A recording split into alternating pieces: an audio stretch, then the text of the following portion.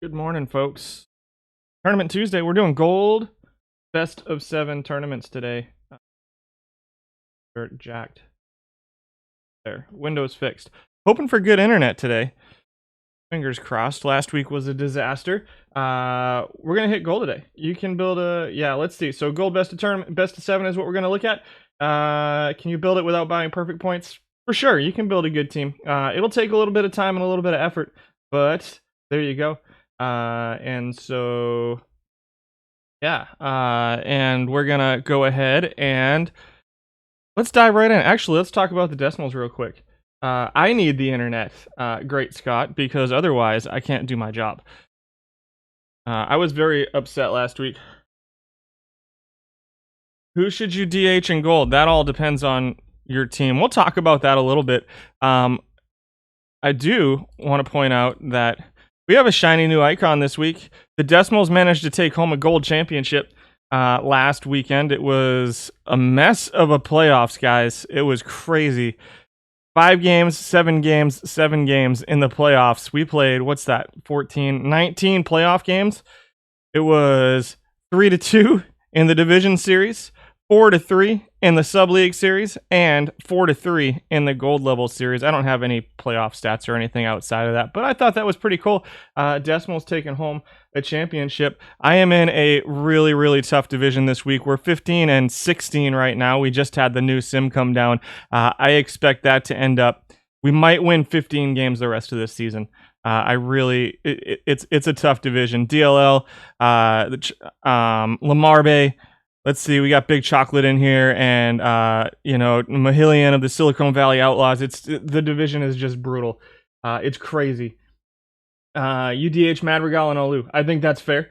I use Olu mostly because I like Madrigal in the field, but I can totally see. I like to platoon Madrigal at multiple positions. And you added, yeah, it's tough. Heavy isn't crazy then. No, I don't think Heavy and Alu at DH is crazy. We'll talk about it a little bit. I know we don't specifically do designated hitter, but we talk about guys who can potentially be designated hitters as we go through the stats. So our first gold championship, we're going to be back in gold next week, trying to get our second gold championship more than likely. So I might take a week off from this group the next time we come up to diamond, so we'll see. I have a very competitive gold team right now, and but they just don't compete with these guys. I think in a regular diamond league, we could at least be like a 500 team or something, which would be kind of fun. So what's up, Cavicom? Thanks for dropping by. And Kaz Cappy, I'm faring better than your knuckleballers. Sorry. It happens. It's mostly, I don't even know how we're 500 right now. Probably a couple big wins, but we're falling back to earth. Might even be on a losing streak right now. No, we're actually 3-4-2 in our last 6. So yeah, I mean, it is what it is. It's been a little bit of an up and down. We started off 0-4, had some decent run through the middle here, just got back to 500, and now just in time to play Snowball, as we probably get smoked in that series. It'll be a lot of fun. Once again, up in Diamond this week.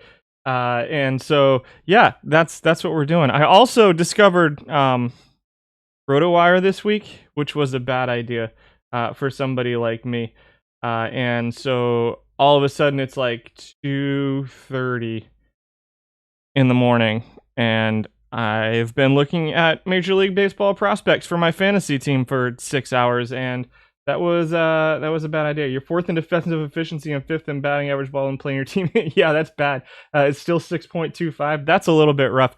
So my goal today is to complete this in under 2.5 hours. I'd like to be done by 1:30 because I have to work tonight, and I'd like to hit the gym up first. So we're going to do something a little different. We're going to start with pitchers. We'll do starting pitchers, relief pitchers, and then we'll hit the batters up, because I know we've had some some people who are like, I want to spend a little bit more time on the pitching, but we're going to try to get it done in under 2.5 hours. By a prospect I saw that intrigued me. It was 2:30 in the morning, DRC. I don't remember. This was like Thursday, and I'm on it every day now. But honestly, here, I'm just gonna do this. This is probably not part of my paycheck, but I'm gonna show you guys my fantasy team real quick. It's a disaster. I took over a really bad fantasy team. This is my fantasy team, guys. This is my active roster for batters. This is my injured list, which is a pretty good team on its own, almost. Rios has been struggling this year. Evan White's not a great fantasy player. Gold Glove for winning first baseman, but not a great fantasy first baseman. But Kyle Lewis, Daz Cameron, Josh Naylor, these are my prospects for hitters. These are my pitchers. I'm not going to go through them one at a time. Spencer Watkins dropped a huge game for us last night. Pitcher injured list and pitcher prospects. It's interesting. The fantasy league is ridiculous. It's 25 players actively every single day with a 40-man roster and 35 player minor league team. It's crazy. I just got back into it. I've talked about it a couple times on stream. I picked up Nick Prado. I traded Kevin Gausman for Nick Prado and a couple other prospects this week because I have no first baseman. It's crazy. I will say that we have our first year player draft, our new draftee draft coming up in a couple weeks, and sadly I got number 4. I don't think I'm going to get Marcelo Meyer, unfortunately. But Lawler, probably get Lawler or Watson, I would guess. I think Meyer and Davis are probably going to go 1-2 in that draft, but we'll see. You never know. It's crazy. Prospects come in third in the latest Baseball America. Maybe I got a couple good prospects. I've made some trades, but on to gold stats. So I adjusted the calculation, so it's 2 times FIP plus 1 times ERA divided by 3, averaging it all out. So FIP weighted a little bit more heavily than earned run average, but they're both calculated in there now, so that's a pretty big change from last week. Other than that, I don't think I changed anything this week. I don't think I made any changes to it this week. I kind of took a week off. And so we'll see how it goes. Let me know what you think. Tex Houston came in at number 15. Houston doesn't have too big of a split. Good morning, Chasten Ruin. Thanks for stopping by. Fantasy Village is probably correct, Nick Waddick. It's, I could feed a small army of vampires with the amount of players on my team right now. Tex Houston from the 1942 Bill Legend. Tex Houston comes in at number 15. He's an 89 overall card. A little bit of a split versus righties, and just to go over the numbers, we're at 52%. So it looks like the right-handers over the last week have dropped 5% or so from the all-time numbers. And I'm going to tell you guys, I'm probably going to be resetting on the gold kind of completely and starting from scratch, because I'm up to like 180,000 lines of data, which is almost 20% of what an entire Excel spreadsheet can handle. And so it bogs down a little bit, and I might just start over completely, and I might redo the whole thing at some point. But righties are down 5% from their all-time to 52%, and it went basically straight into left-handed batters. So we got about 5% more left-handed batters, about 0.5% more switch hitters over the course of the past week. We'll see. We can't figure out why that is. Starting pitchers have dropped from 61% left-handed and 38% right-handed to 50% left-handed and 50% right-handed, which is probably why we're seeing an uptick in left-handed batters. We're seeing an uptick in right-handed pitchers. And on the relief side, it's down to 57% right-handed, 42% left-handed from 63 and 36. So you're seeing the relief pitchers trend towards left-handed pitchers. You're seeing the starting pitchers trend towards right-handed pitchers over the course of the last week or so. Working in. What's up, Teddy? Welcome. Irv Young always sucks for you and does well against me. I kind of feel the same way. You're using Cobb at DH because you were a Cobb believer after you hit 280 in Diamond League for 4 weeks. I don't think Cobb's a bad option either.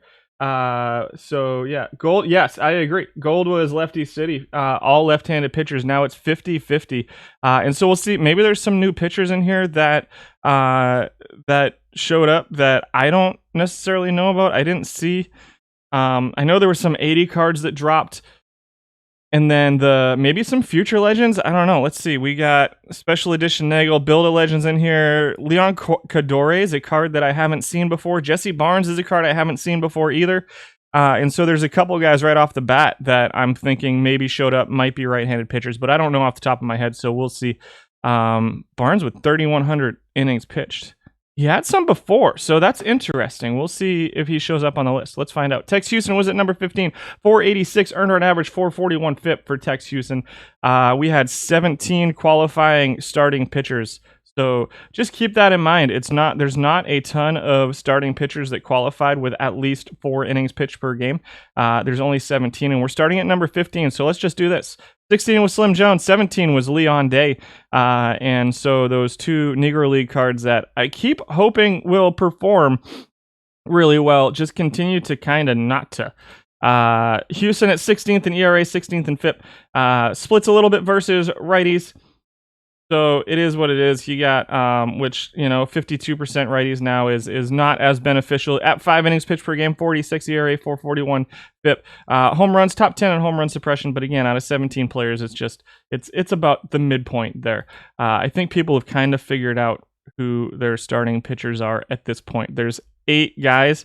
Really, there's 4 guys at 5,000 and then a huge gap between number 4 and number 5. So we'll see what the top of the list looks like. Peaches Davis comes in at number 14. He's 10th in FIP and 15th in earned run average for Peaches Davis. He is 18th and, let's make it 17th in strikeouts per 9. Another formula I forgot to adjust. 0.45 home runs per 9. Peaches Davis is top 5 in home run suppression. 12th in walks per 9. 87 movement, 77 control versus righties. Very low stuff. Last in strikeouts. 3.26 strikeouts per 9 innings. Goodness gracious. It's pronounced Jesse Bjarnes. Jesse Bjarnes. Interesting. Bjarnes? Gold hitters now have a lot of tourney special editions as meta. That's fair. Kadori and Barnes are the 2 right-handed pitchers. Perfect. Good to know. Number 13 is Tom Glavine, Build a Legend. Splits versus lefties, pretty heavy splits versus lefties. This is why I think you see a little bit lower innings pitched per game from him. He's actually last among the starting pitchers in innings pitched per game. He is number 1 in strikeouts per 9, but I believe that a lot of that is from being in the bullpen and being a left-handed specialist out of the pen. I don't necessarily love Glavine as a starter. You may be able to get away with him as a number 4, number 5 starter, maybe as a number 5 who just pitches when the rest of your guys is like an emergency starting pitcher kind of role with that pretty decent stamina. But I really prefer Glavine out of the pen. 450 earned run average, 429 FIP, 11th in FIP, 14th in earned run average for Tom Glavine. Number 12 is Tim Hudson, another Build-A-Legend. So the 2 Build-A-Legend cards drop in, while the 3 Build-A-Legend cards, none of them make the top 10, sadly, in gold. Some of the perfect Build-A-Legend cards are pretty good, but the ones up to gold tend to struggle just a little bit. That said, Hudson is 3rd in FIP and 13th in earned run average. Interesting.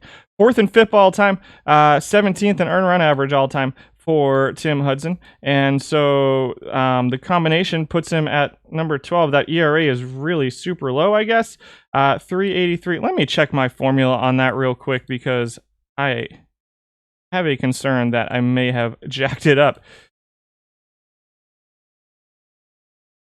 Quality control checking. Where's it at? That should be. And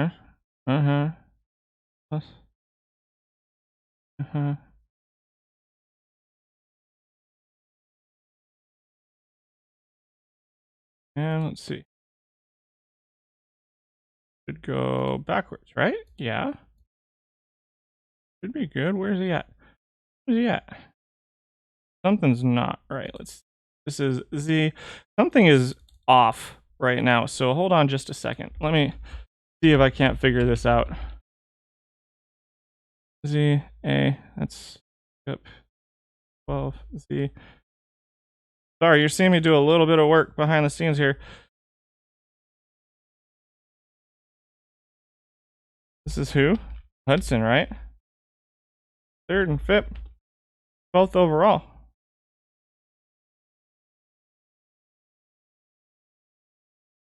That's not right. 12th, 10th here. What? You don't even make any sense. Let's just do this.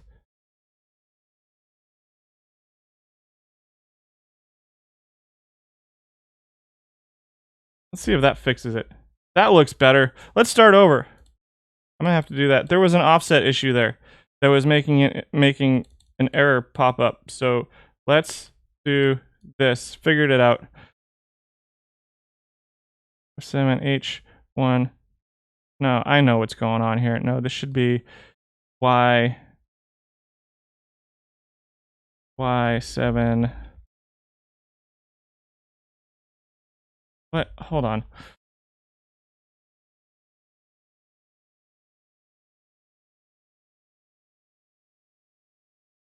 I know what the issue is. Figured it out.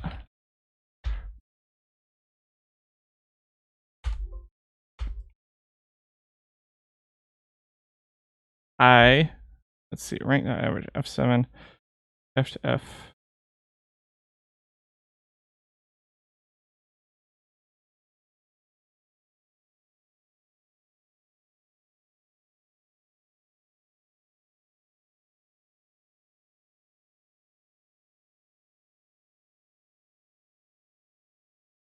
Better. That's better. Okay, and then this needs to change to Y7, Y2Y, comma 1. Nope, not a decimal. Not a decimal. Good God.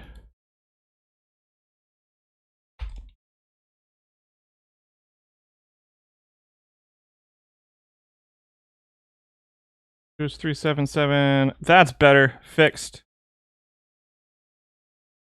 Dumb. Sorry, guys. Sorry, guys. Quality control.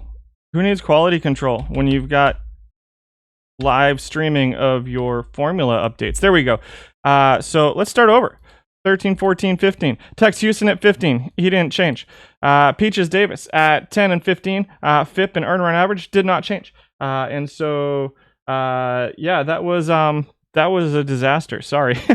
Peaches Davis at number 14.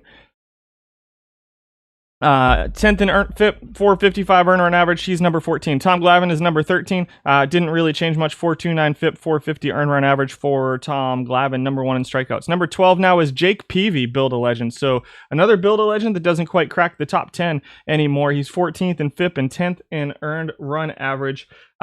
For this week all time, he's 406, 433, coming in at number 12. Solid stuff, movement control. Well, not great stuff, movement and control. Kind of large splits versus righties. So there you go.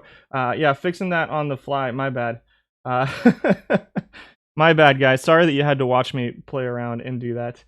And so yeah, who are we talking about? Lowry. Not enough to help solve the problem. You're basically not giving your catcher any help and keeping the runner on first. So, I don't know. Who are we talking about here? I missed it because I got wrapped around. Turning up that slider makes poor hold runners worse in the relatively small the issue if you... Who are we talking about? Hold runners that increase array. It is not... Oh, gotcha. Hold runners that increase a lot of single levels. I don't... Yeah, okay. Hudson, gotcha. So PV at 12. Splits a little bit versus righties. A little bit of a home run issue, too. He's last in home run suppression, so expect some power numbers against him. Solid stuff, movement control against righties, but kind of lower against lefties. I think the 67 movement, 64 stuff versus lefties makes him hard to use as a starting pitcher. Very similar to Glavine in that I prefer him out of the bullpen.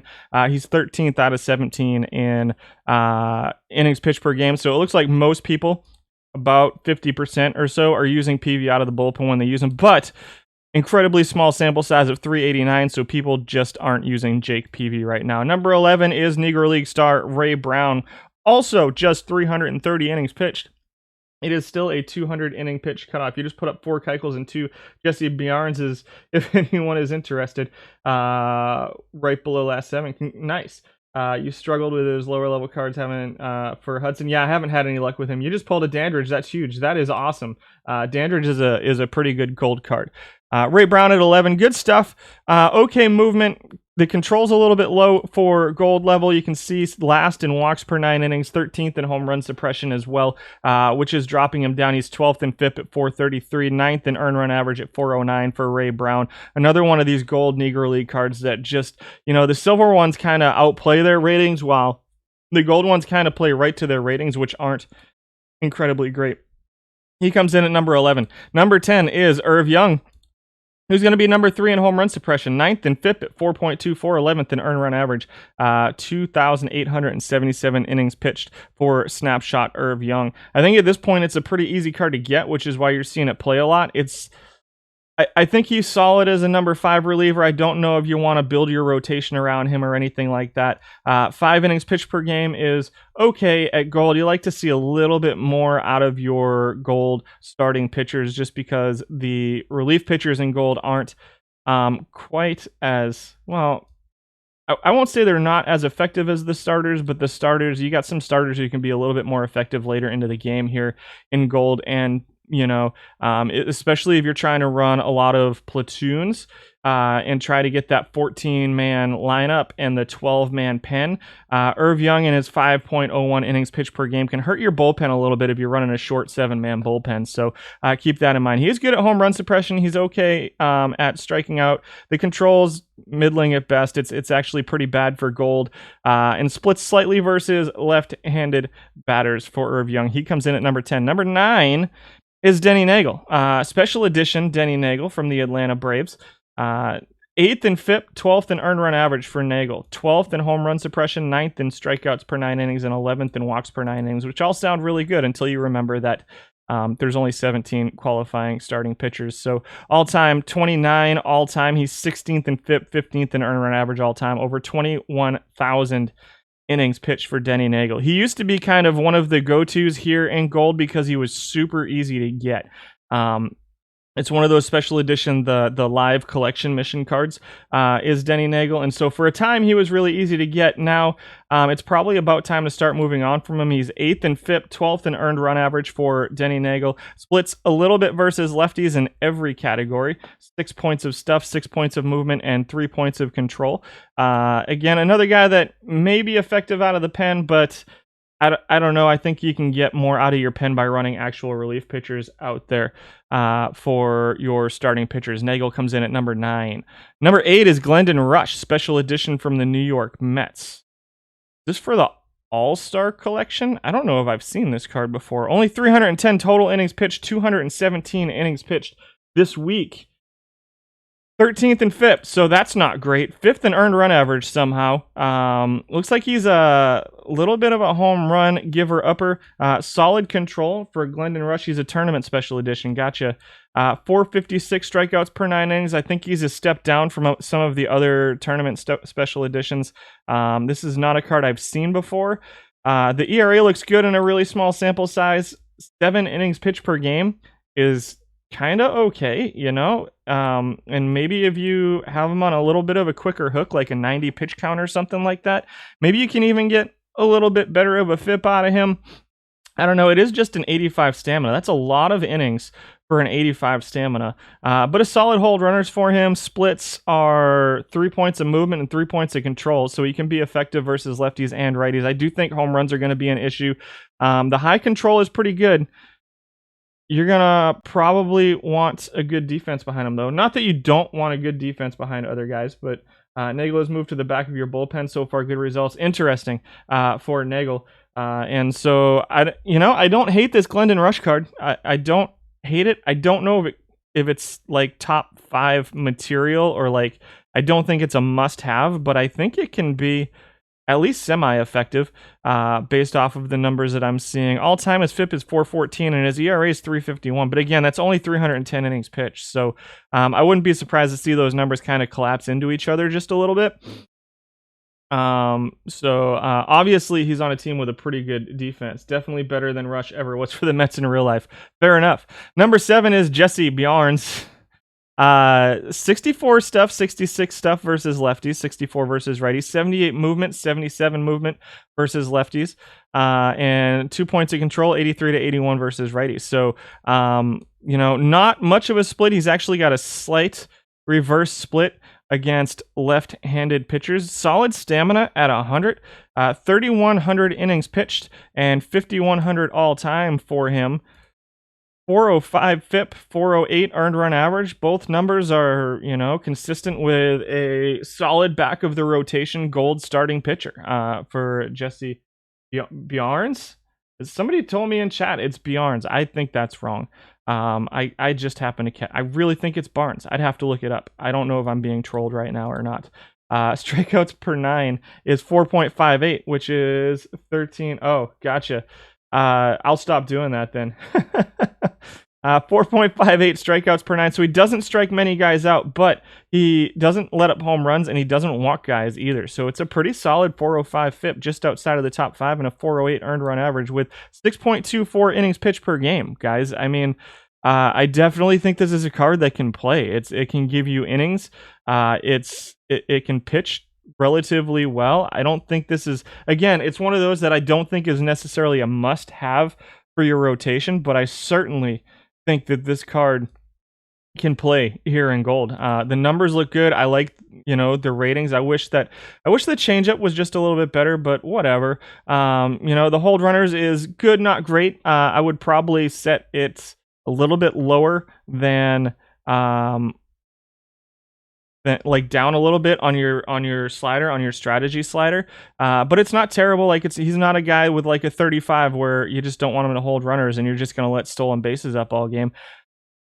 Neutral pitcher, normal, 3/4, 90 to 92 miles an hour. I think this is a perfectly cromulent starting pitcher for gold. And the first one we've seen, I think that all of the guys before this card kind of have some warts that are pretty concerning. But I think Barnes can play. Put a good defense behind him, though. He is just not going to strike anybody out. So he's not striking guys out. He's not walking anybody. He's not letting up home runs. Tells me that every single batter is going to be putting the ball in play. So you're really going to want solid defense behind him. So it happens. Number 6, eventually, when Excel catches back up to me. Good time for a sip of coffee.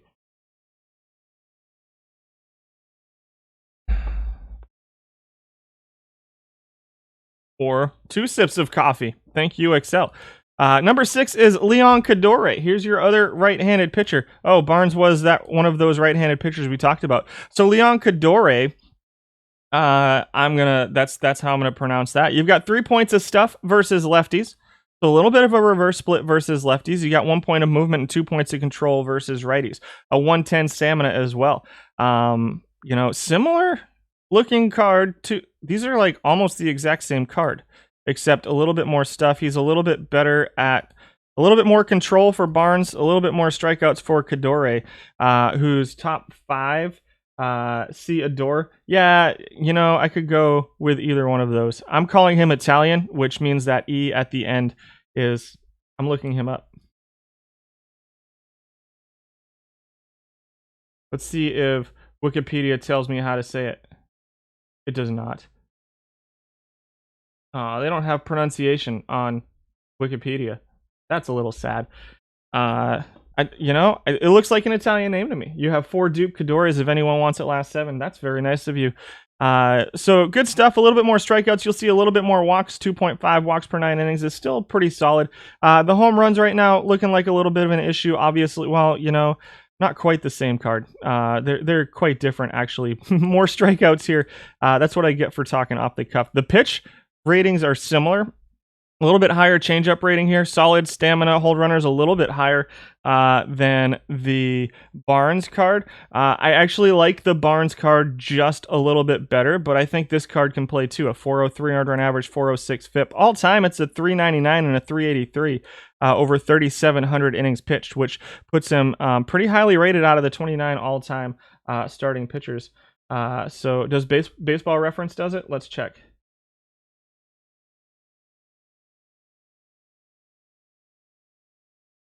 Baseball Reference doesn't have it either, does it? More buyout uniform draft.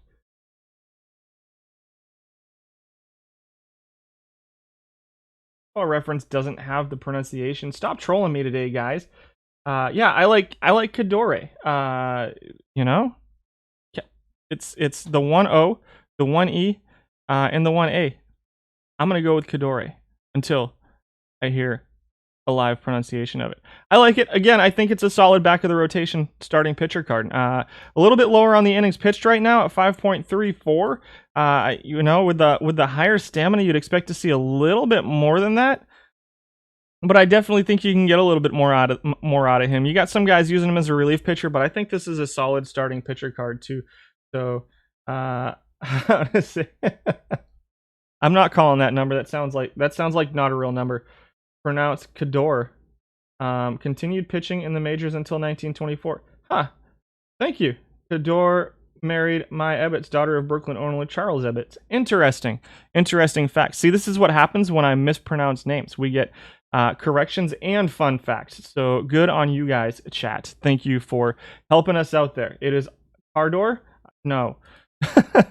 Number 5 is Zach Duke, who's been a mainstay in the top 5, up to 33,000 all-time innings pitched, 5,000 over the last week, which puts him 4th most used in both of those categories. Top 5 and FIP at 4, 3.96 earned run average. I think we know everything we need to know about Zach Duke. Now, that said, Duke does still have some pretty hefty splits, 7 points, 8 points, and 1 point of control versus left-handed pitching. We're still getting 4.6 innings pitched per game out of him, but you're seeing a little bit of a drop. I think Duke is starting to find his way into bullpens just a little bit. With the addition of Barnes and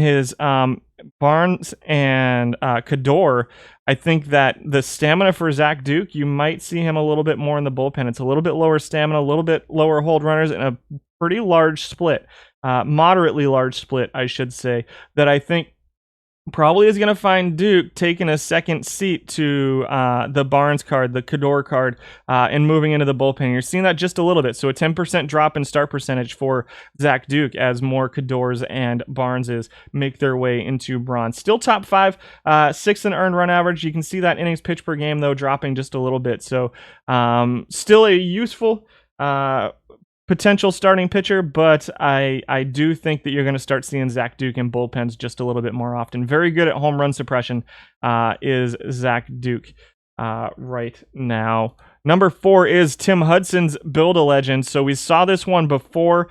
He was ranked at number 13 based on earned run average. The earned run average is a little bit low. This is another one of those guys that you're going to need solid defense behind. He's number 1 in home run suppression and number 3 in FIP. Over the course of the last week in 2,200 innings pitched.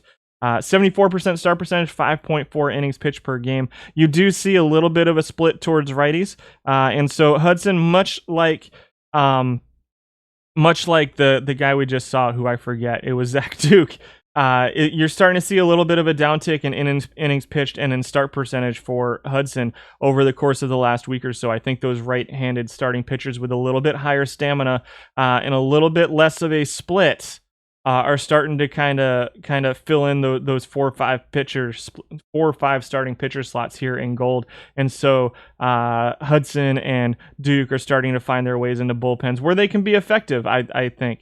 Maybe even slightly more effective out of the bullpen than out of the rotation. Hudson at number 4.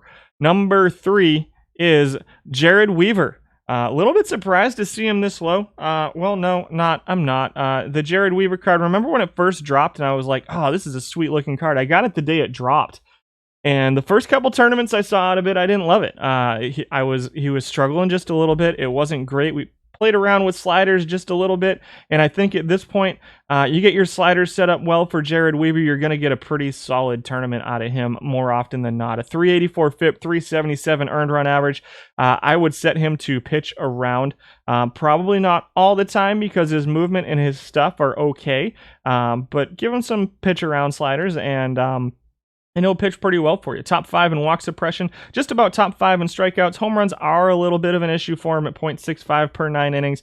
All of that is right in line with his all-time numbers. It was a card that was initially disappointing, but overall has turned out to be a pretty solid addition to starting rotations as we go.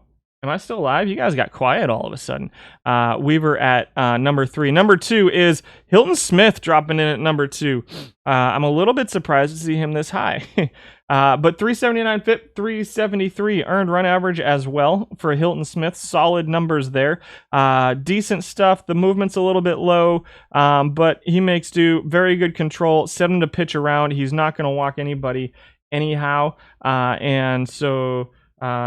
it's Hilton Smith, number 2 in FIP and number 2 in earned run average, and those are all time. Those are right in line with his all time numbers as well. So, number 2nd in FIP and 4th in earned run average. Do set him to pitch around.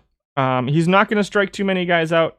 He will let up some home runs, but he's not going to walk people. So you can set him to pitch around all the way up is probably what I would do with him with this kind of control. The problem you'll run into there, though, is that he's only got a 61 stamina. So we're still seeing 6+ innings pitched per game out of him and a 90% start percentage, which tells me he can be effective. I might not set him all the way up to pitch around just because of the stamina issues, but you're definitely going to want him pitching around a little bit higher. Number 1, does anybody have a guess at who number 1 nice. At who number 1 is? I'm going to go with... No, I don't know. It's Dallas Keuchel. Do I even have to talk about Dallas Keuchel? 53,000 innings pitched now for Dallas Keuchel. Very good versus righties. Not too much of a split. 2 points of stuff versus righties. 2 points of movement versus lefties. 3 points of control versus lefties. Just about top 5 in strikeouts, top 5 in home run suppression, top 2 in walks, number 1 in ERA, number 1 in FIP. And this is a card that you can kind of throw in your rotation and just let it ride.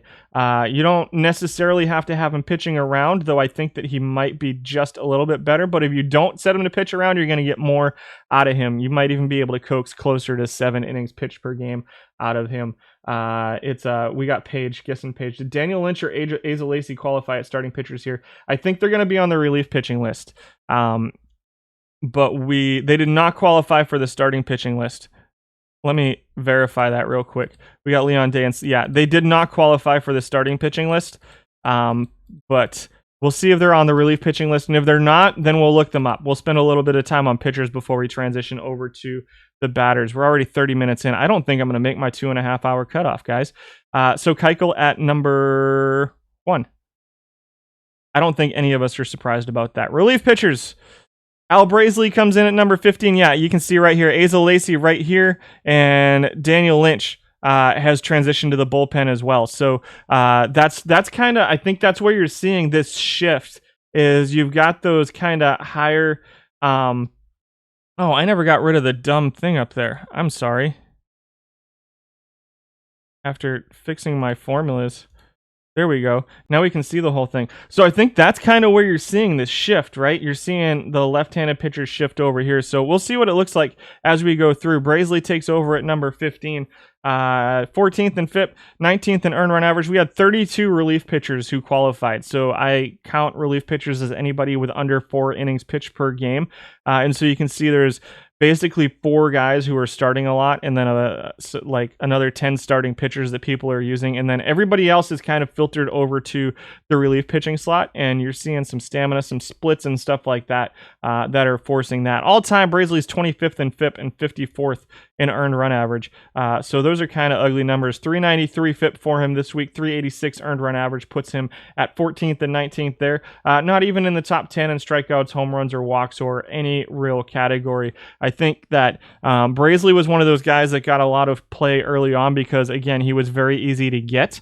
And so now, I mean, he's not going to kill you. I don't think he'll kill you in your bullpen, but he's definitely not a must-have in your bullpen at this point. Torrey Percival is number 8 in strikeouts per 9 innings. Are there no future legend cards? Yeah, there is. There's a couple right here. There's a whole bunch of them up top here. And some more down here. It's just that the future legend cards have kind of filtered into bullpen and relief roles at this point. So we'll see where they pop up on this list. After we do the 15 that are in the top 15, we'll go really quickly through the bottom 17 or so. Percival is actually 6th in earned run average at 3.35. 19th in FIP, though. He does let up some home runs, 0.58. That puts him 12th. He does walk a lot of guys out of the bullpen. 4.44 walks per 9 innings is pretty bad. It's actually second to last among relief pitchers in the data set. Which leads to a pretty high whip at 13-16. He strikes guys out, lets up some home runs. He kind of is what he is. He doesn't have much of a split, so I think another one of those cards that I think is useful. It's the ERA and FIP is a little bit weird to me because his ERA is super low, even with a pretty high FIP. He's the kind of guy that you'd kind of be like, well, he's the kind of guy that you don't need a good defense behind because everything's either going to be a walk or a home run or a strikeout for Troy Percival. So there you go. You meant starting, really. My data has a few at the top in ERA. Yeah, no, I think so. The future legends in the data set can start, but I think that it was really, there were 1 or 2 of them. So there were 2 of them that really got some starting time over the course. Most of them have been in the bullpen for a while. Which is why if we go over to the starting pitchers, you'll see Daniel Lynch is still 3rd on the all-time stuff because he still has more than 4 innings pitched all time, which puts him on the starting list. Whereas on the relief pitching list now, he's up here. And so really it was Lynch was the one future legend that got a lot of play as a starting pitcher, and everybody else kind of went to the bullpen. I think they can start, but I think that they're better suited out of the bullpen, and we'll talk about them when we get to them. I think we're going to see Lynch in the top 15 for sure. And we might even see, the Crochet, the Jeffries. Obviously, the community thinks they're working, so hopefully that means they're in the top 10 somewhere. You look at your 89 Percival and then you look at the 78 Jabba and you scratch your head. For real, the 78 Jabba is pretty solid. I'm surprised to not see it getting some use up here.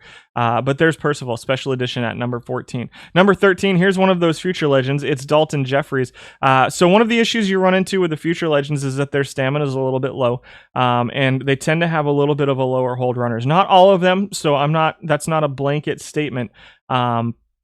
But the other thing that you're going to see out of some of their future legends is a little bit of a home run issue. And so a lot of them are kind of we still run a lot of high stuff, low movement, high control guys down in like bronze and iron. Speaking of which, I have some information to bring up about future tournaments here in just a little bit. And so, a lot of the future legends have this typical kind of lower level effective pitcher thing, but they become a little bit less effective here at high levels, especially for a guy like Jeffries, who you really have to set to pitch around a lot because he's got that high control and super low movement, but has only a 51 stamina. So the problem with having Jeffries as a starter that you're going to run into is he's going to throw a lot of pitches because he's going to be pitching around guys. So there's going to be a lot of pitches getting fouled off. There's going to be a lot of pitches out of the strike zone. And so your innings pitch per game is going to be a little bit low. Now, obviously it's low here because he's a 41% start percentage guy.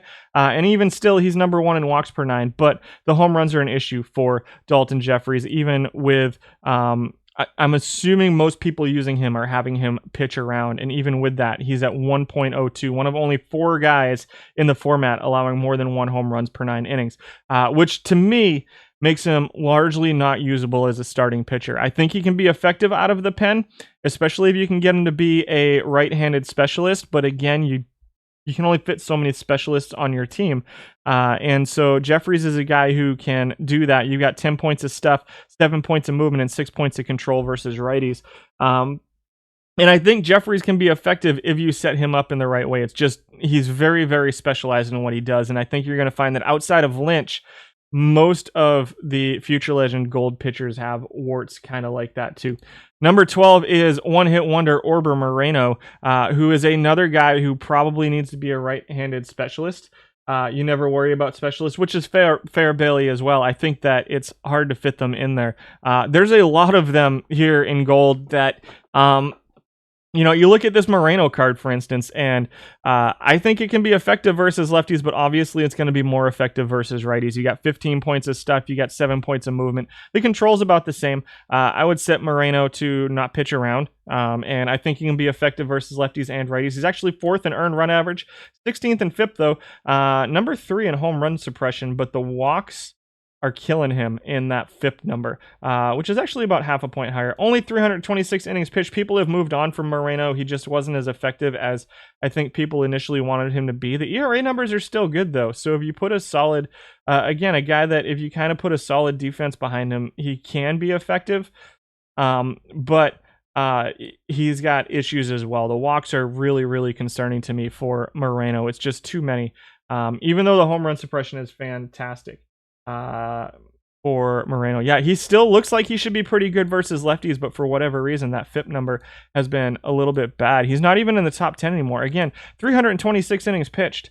When I first saw this card, and I think he's still on my team. This might be all, well, no, I took my team out of it, but this might be almost all my team. You know, for Moreno, I really thought this was a card that was going to be pretty effective, and I think he's a borderline kind of useful relief pitcher, but I think especially now with all those future legends kind of filtering in as the guys getting used in the pen, he's just not getting used as much. But I do still think this card can be effective out of the bullpen. Number 11 is Asa Lacy, and again, you get that 60 stamina with the lowish control and the lowish movement. 13th and FIP, 11th in earned run average for Asa Lacy, with 2.5 innings pitched per game.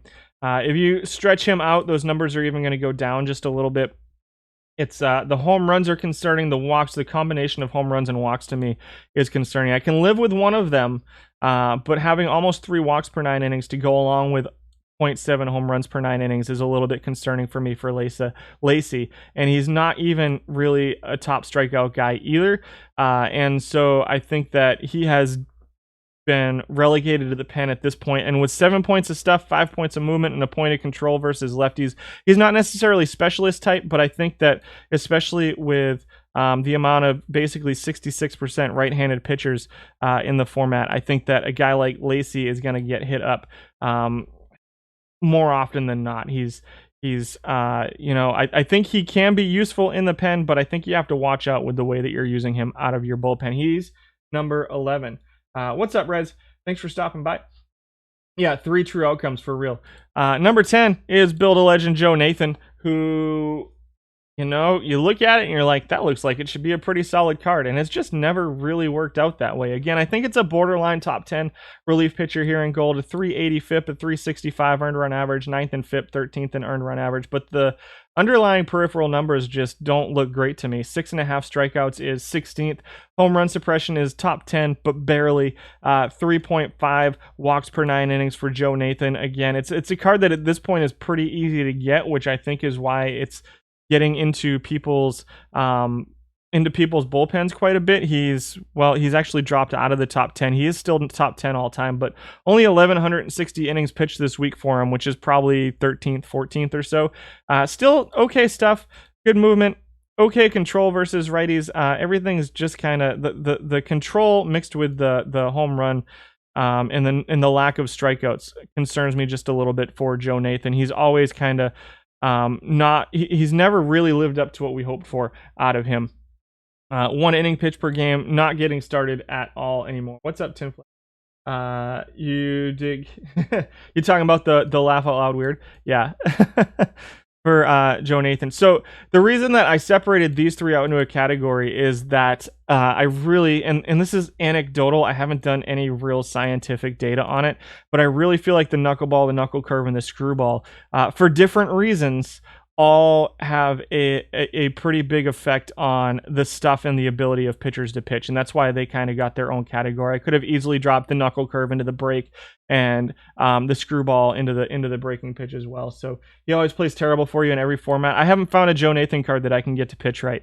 This one you're gonna want him to set him to not pitch around very often. You're gonna want to set that slider down just a little bit, and because of the relatively low stuff and the relatively low movement for a relief pitcher in the format, I think that's where you're gonna run into the lack of strikeouts and the kind of inflated home runs for Joe Nathan. He comes in at number 10. Number 9 is Casey Janssen, who's been a mainstay up until now, but has dropped off the list. I think I still have him on my team. which is hilarious. 733 innings pitched for him at a 380 FIP and a 340 earned run average for Casey Janssen, who comes in at number 10 in FIP and number 8 in earned run average. I'm a little surprised to see him dropping so far down the list, and it's really all the future legend cards getting pushed in ahead of him.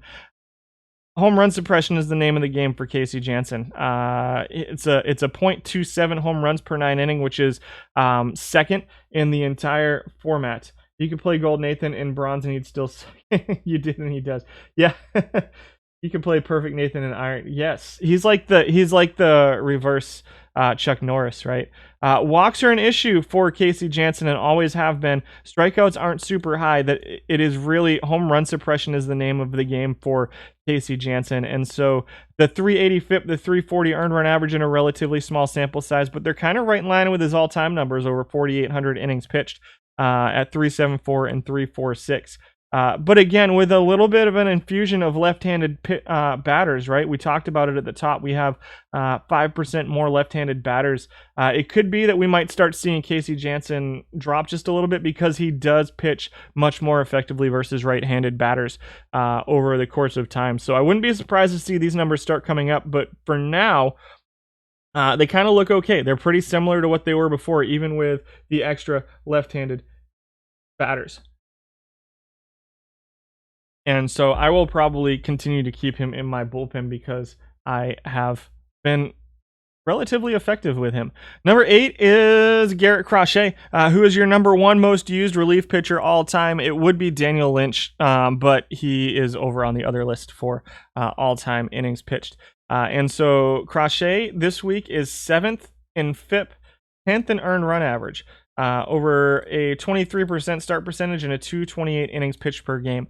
The issue with Crochet is if you go higher than this, I would not start this card anymore in gold. You're seeing 23% start percentage, but look at these numbers over here. Well, they're not that much difference. 23rd and 25th. Though in FIP and earned run average all time over the course of 25,000 innings pitched at 2.65 innings pitched per game. It's a 0.1, a full 0.1 of FIP and 0.2 of a point of ERA difference for Crochet. He comes in at number 8. Very, very good stuff. Movement control versus lefties. He's a I would go so far as to call these ratings a left-handed specialist. I think versus too many right-handed pitchers, he's going to get lit up, but he will strike guys out. Top 5 in strikeouts per 9 all time at 7.82. Keep in mind there's 116 all-time qualifiers, so when you see these numbers here, I probably need to adjust the cutoff for the all-time qualifiers to like 500 or something at this point, because there's a whole lot of guys in there with like 230 innings pitched over the course of 1,000 tournaments or something, and so that'll probably be an adjustment I make next week. You don't see it too much in the iron and the bronze because it rolls over, so I reset every now and then. But now for gold, this is all-time gold stuff. And Joe Nathan faced Aroldis Chapman, the game would never end, and you'd set records for it. Fair enough. Sort of almost like Reds Mets last night. Interesting. You appreciate it when someone uses him as their closer against you. That's fair too. Still talking about Joe Nathan. So Crochet comes in at number 8. Again, I think he's usable. I think that obviously he's going to be more effective versus left-handed pitching. I don't think he's going to get blown up versus right-handed pitching, but it'll be interesting. I definitely think that you probably want to set a guy like Crochet as a specialist to try and get him to mostly just face left-handed batters. Or maybe as like an opener follower kind of deal, get him in there and have a right-handed follower, right-handed pitcher as a follower or something like that for Crochet too. But that's kind of up to you how to fit him in your team. Bob Wickman is wow, only got 343 innings pitched. I'm really surprised about that. Wickman is number 2 in FIP, but 23rd in ERA out of 32 guys, which is a little bit weird. Versus righties, he's got a 93 stuff, 85 movement, 80 control. Versus lefties, he's a 70 stuff, 75 movement, 82 control. So you can see 23 points of stuff and 10 points of movement and again, as the left-handers start to kind of get in here, Wickman starts to become a little bit less useful. So guys like Magadan, guys like Murphy, guys like the new JT Snow hit right-handed pitching pretty hard. And so for whatever reason, You've been told by gold players that Wickman sucks bad. Interesting. Again, the 399 earn run average is 23rd out of 32, but the FIP is great. Very good control. Doesn't let up too many home runs, but doesn't strike anybody out. So he's another one of those guys that 27th in strikeouts seems exorbitantly low for a guy with 93 stuff for whatever reason. He's a ground ball pitcher. And I can see why people would want to stay away from him. This is a guy who's going to have a pretty high batting average balls in play because there's not a ton of super elite defense here at the gold level, especially since most teams are trying to coax offense out of their teams at this point. There's not a lot of 3-2, 2-1 wins in gold. It's a very offensively driven format at this point. And so you're not seeing super good infield defense here in gold, and we'll talk about that a little bit as we go through the batters. But I can see why the ERA is outpitching the FIP at this point for Wickman. If he was a fly ball pitcher or even a normal pitcher, I think he'd be much more effective than this. But a half a point of ERA below his FIP, I'm a little bit surprised about that. And you can see it's almost a tenth of a point out there from, or almost, what is that? 0.65 or so points in ERA over a admittedly small 343 innings pitched sample size. He just never really got used as much as I thought. Righty specialist, fair for Bob Wickman. Righty specialist, I can see that. And again, you can only fit so many specialists on your team. And while I think Wickman can be a very effective specialist versus righties, there might be guys out there that are better as well than Bob Wickman. 27.22 used. Number 6 is John Donaldson. This is a fun card. He also hits pretty well too, guys. This week, though, 379 FIP and a 323 earn run average. 3rd in ERA this week, 8th in FIP for John Donaldson, those numbers are way better than his all-time numbers, which is interesting because he's seeing almost as many innings pitched per game. It looks like there's one person using him and they're using him as a follower. Get down. Get down. You're not climbing on top of my computer. No. The first appearance of the cat for the day. 100 stamina, but getting used mostly out of the pen, it looks like, or as an opener, kind of, or a follower for John Donaldson, I think, might be where we're seeing this used by top team. Who's that? Donaldson or Wickman? Bombers. This is interesting card. I really think it looks like, to me, what's happening here is that Donaldson's being used as a follower. And so you get that right-handed opener in there, and then you get Donaldson being used as a follower, which is interesting to me because he doesn't have huge splits. 61 stuff, so he's got 1 point of stuff versus righties, 1 point of movement versus lefties, and 2 points of control versus lefties for Donaldson. So it's interesting. That's a little bit interesting to me to see those numbers for Donaldson, but he comes in at number 6, 323 ERA, 379 FIP over a small sample size. A larger sample size is a little bit concerning, as is Wickman is on my top player use stats. Oh yeah, so proven winner. Yeah, the proven winner alert, 27.22 for Wickman. So used by a lot of teams that get through and win. For you guys out there. Number 5 is, I think he's the first proven winner from the pitcher list so far. Number 5 is Gene Garber, who, again, not even in the top 10 here. People really leaning on those future legends right now out of their bullpen, which is, I'm not going to say it's the wrong thing, but we'll see how many of them are here in the top 5 as well. Garber with a 368 FIP, 335 ERA, which are right in line with his all-time numbers. Maybe a little bit of improvement on the ERA here. He's one of those, another one of those guys you're going to need good defense behind. So maybe if you've got defensive subs there late in the games. 994 innings is a pretty good sample size. 6th in FIP, 5th in earned run average. A little bit of a split towards righties, but not quite to the point of being a specialist. Top 5 in home runs, 7th in walk suppression. Not going to strike too many guys out. But if you use a backup when starter is tired, what percentage is that? I think you can set that. Not enough data on Brad Radke. We'll see. I will check and see where he's at. Number 4 is Eddie Fisher. Interesting. I don't know that I've seen this card on the list before. Only 818 innings pitched for Eddie Fisher. 4,600 innings pitched all time. I don't remember him being on the list in the past. 364 FIP, 335 earned run average for him. Top 10 in home run suppression, 5th in walk suppression for Eddie Fisher out of the bullpen. Another, kind of similar to Garber, just more of a specialist here. You got 13 points of stuff, 9 points of movement, and a point of control. That 3 hold runners is a little bit terrifying to me, but somehow he's number 1 in inherited runner percentage over 818 innings. All-time 37th out of 116. So even still, he's the top third in inherited runners. If you use a backup, you can set a specific percentage to bench a player. Yes, it's in the game strategy. So if you don't set specific, it's a little bit random. I see it's a lot closer to 0. Sorry, that's not a real great place for you to sit. The cat just got payback because I accidentally kicked him. I didn't know he was there. 25% proven winner alert for Eddie Fisher as well. So there you go. All time, he's 3rd in FIP all time out of 116 qualifying relief pitchers and 15th in earned run average. Interesting. I'm going to throw him on my team and see if we can't track one down. It's an interesting looking card. Definite versus righties. I don't know that you want like an Eddie Fisher plus a Bob Wickman in your rotation, but I think that Fisher, one of them could be effective. If your bench isn't terrible, you've been using 80%. That's what I use too. I use about 80% for my bench when fatigue percentage is too.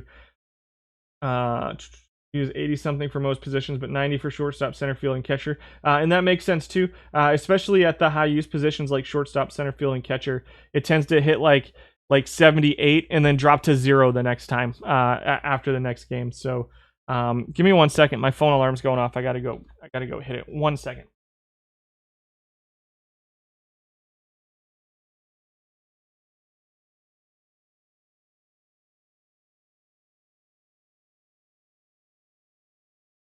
My bad, guys. And so there's only so many specialists you can use. I do think this card plays 79 stuff, 80 movement, 89 control. I don't think it's unusable versus lefties as we wait for Excel to catch up again. This is a card that I think could potentially play. I'm going to throw him on my team and see if he's any good. Looks like he's getting a good amount of opener use. Yeah, that's what it looks like to me too. So 11% start percentage. So some opener stuff for Fisher. Again, maybe as like with the Donaldson or whatever, who knows. Number 3 is Ken Daly. Comes in at number 3. 75 stuff, 90 movement, 81 control versus lefties. It's 4 points of stuff, 8 points of movement, and 3 points of control versus lefties. So here's a guy who, not quite a left-handed specialist, but kind of a borderline, just the 10 stamina. Good hold runners for Ken Daly. 17th in inherited runner percentage at 70%. I don't think that's terribly predictive at this point. I just think it's a fun number to throw on there. 3rd in FIP, 9th in earned run average for him at 3.48 and 3.43. 6th in home run suppression and 6th in walks, 25th in strikeouts per 9 for Ken Daly. Again, borderline left-handed specialist, but over 788 innings pitched this week. He looks pretty good. 348 FIP. All time it's a 365, 331, which is still 7th and 6th out of 116 all-time pitchers. I think Ken Daly is a solid addition to your bullpen for those of you who are looking to get guys in there. But again, relatively large splits for him. I'm really surprised to see this many future legends up here. It's a little bit interesting to me. Number 2 is live Liam Hendricks, who's actually dropped from an 89 to an 87, dropping a 356 FIP and a 278 earned run average on us this month. Liam Hendricks is your number 2 relief pitcher for the course of this week. All time over 3,300 innings pitched. He's at 363 FIP and a 333 earned run average since coming down to gold. 2nd in walk suppression. I can see it. 2nd in strikeouts. Set him to pitch around because the home runs are going to be an issue. You're going to give up some home runs with Liam Hendricks. I don't know if I use him as my closer. That's a little bit scary. But getting the job done, that 356 FIP and that 278 earned run average is kind of nuts. Liam Hendricks at number 2. Crazy. Not something I expected to see. He's a fly ball pitcher with lowish movements, which I don't love. The power, all time 333 earned run average, 363 FIP for Liam Hendricks, coming in at number 2. 1.23 innings pitched. Number 1 in whip as well at 1.075. And I know the 550 is a small sample size, but 3,300 innings is getting pretty close to not being a small sample size. It just looks like this card's performing pretty well. Coming in at number 2. Does he need to be a specialist? I don't necessarily think so. Obviously, he's going to let up a little bit more home runs, but it's 6 points of movement. That's a little bit concerning to me.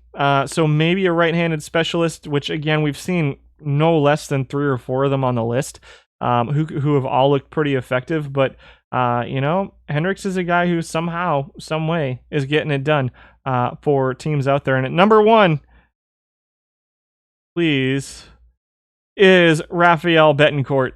This one I'm not super surprised about. Betancourt has been largely very, very good for me. A 327 FIP, 266 earned run average. This is a card I added about a month ago. Hendricks was amazing before the most recent live update. At this point, he's still good. You just wouldn't put him that high anymore. Yeah, it's the numbers are still bearing it out over the last week. I think Betancourt is the number 1 relief pitcher right now in the format. Number 4 in walks, top 10 in home run suppression at 0.55. Decent at strikeouts as well, 6.4. So top half in strikeouts. There aren't too many guys who are top half in all of those while being very good in walks. He's second in whip, number 1 in FIP, number 1 in earned run average, number 1 in FIP, number 2 in earned run average all time for Rafael Betancourt. Again, out of 116 pitchers, Betancourt is... he's really kind of the guy right now. You got a little 6 points of stuff, 5 points of movements, 2 points of control versus righties. But an 89, 73, 92 pitcher versus lefties can absolutely play. The 42 hold runners is a little bit concerning. I use him as my closer. I like him. I've been using him as my closer just because he's effective versus lefties and righties. And as we went through this list, right, you saw almost all of these guys have pretty significant splits. And Betancourt has a little bit of a split here, but not to the point of being significant like some of the other guys on the list. So I think he's my closer. Do I find that my players outperform the overall? Some of them do. Betancourt has been really, really awesome for me and has been kind of right in line with these numbers. So I've got my thing over here. Let's go over. I don't know how I have this set up right now. I didn't add today's tournaments that I downloaded, but for instance, Betancourt right now is outperforming his FIP by about 2/10 of a point for me, and outperforming his ERA by a full run for me. I'm actually getting like a 1.7 ERA out of Betancourt over 130 innings pitched. So he'll probably fall back to earth a little bit for me at some point, but I've been getting really, really solid stuff out of him. You got Duke, Lacey. Lynch has been starting for me, which I probably need to move him to the pen at this point. I need to pick up those other 2 guys. But it's kind of hit or miss, right? So I've got Mike Maddox in here, who's a full run, a full FIP, and still solid in ERA. The biggest one, Lynch, is at a negative 0.7 right now in ERA, but I think that's probably because I'm still starting him, and I probably need to move him to the bullpen because I haven't actually adjusted this team since I started pulling data last week, and so it's some of my guys are still in places that they don't necessarily need to be in. Seaman A2 pitchers, you don't have to be competitive in gold. I'm right there with you, man. There's like half of these guys I don't even have. Betancourt is MITV. Betancourt is your closer in Diamond League play. He's pretty good. Granted, your team is very bad and doesn't deserve to be in Diamond. That's fair.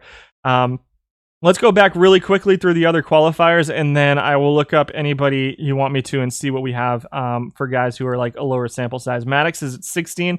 That's Mike Maddox. 17 was Daniel Lynch, so here's your number 1 most used guy.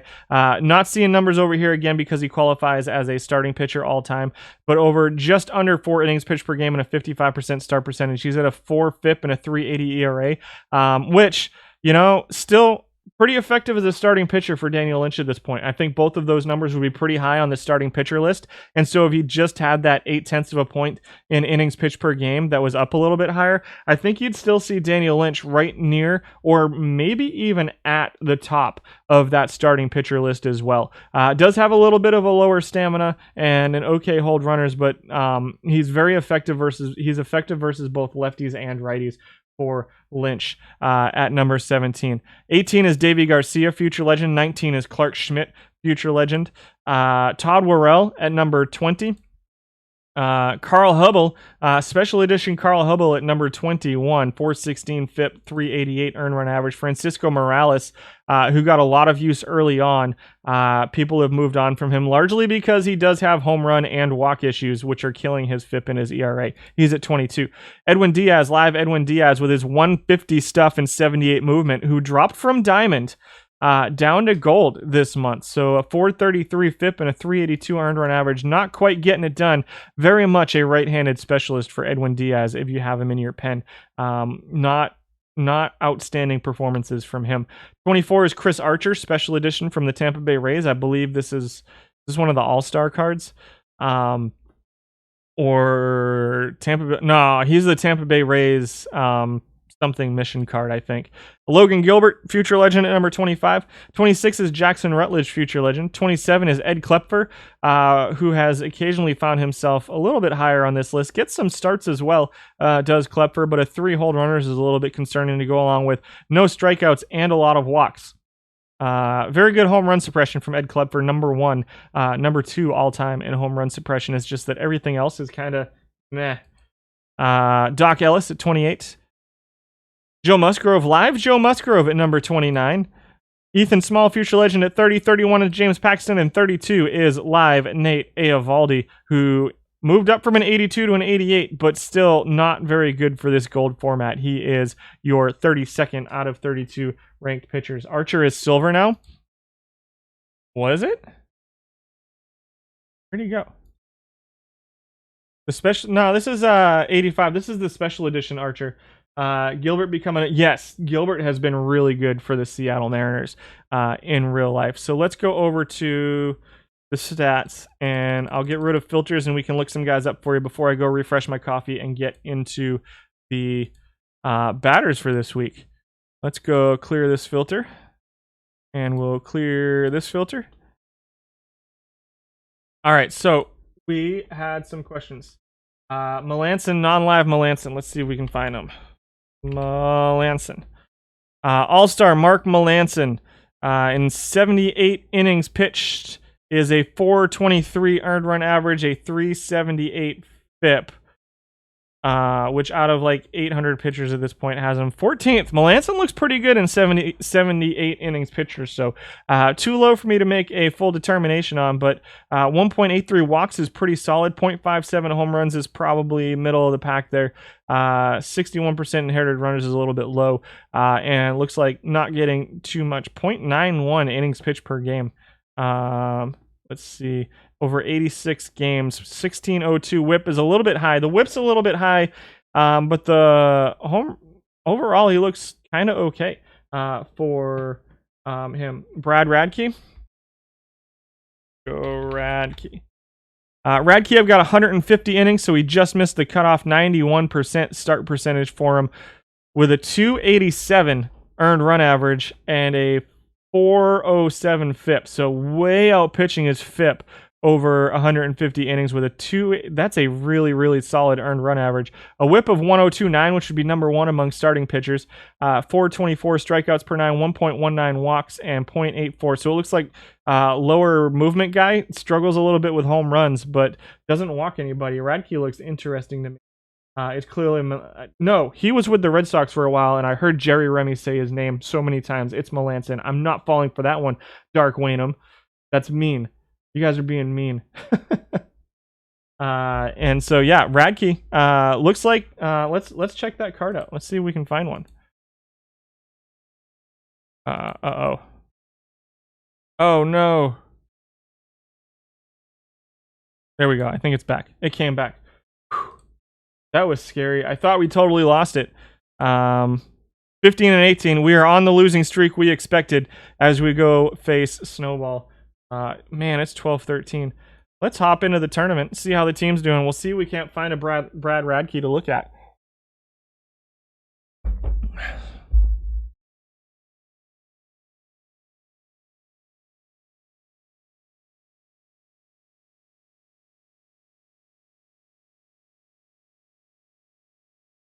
There is not one here. Let's see if there's one on the auction house. Radke. None on the auction house. We'll check a previous tournament. Gotta be one somewhere, right? Where's he come from? Is he tournament special edition card? There's a rad key in the auction house. I think it's gone now. Somebody already bought it. Oh, did I have a filter? Auction house. That's what it is. Why do I have a filter? There we go. 15,000. That looks a little expensive to me. Interesting. So lower stuff. Movement's a little bit concerning. You're going to want to set him to pitch around, but he's not going to walk anybody even with full pitch around. Interesting looking card. I need more data. Has sold for 25,000.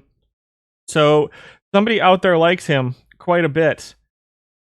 Interesting looking card. That's one I'm going to keep my eye on, I think, is that Brad Radke. And see if we can't get some more data on him. Last 10 is even crazier. Yeah, that's crazy. Yeah, it's a pitching machine. Yeah, it's just coming to the same place every time. So yeah, interesting. He's Hilton, but with more stamina, and he's fly ball.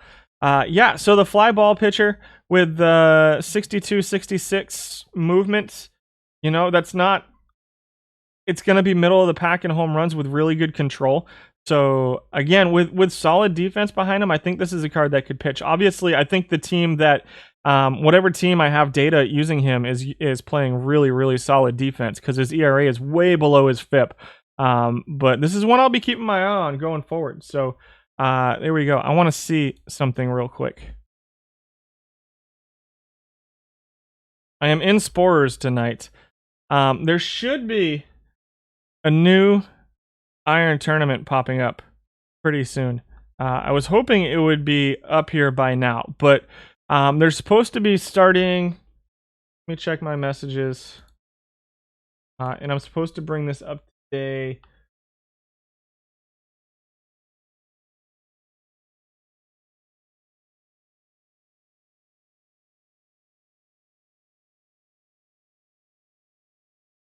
Sorry.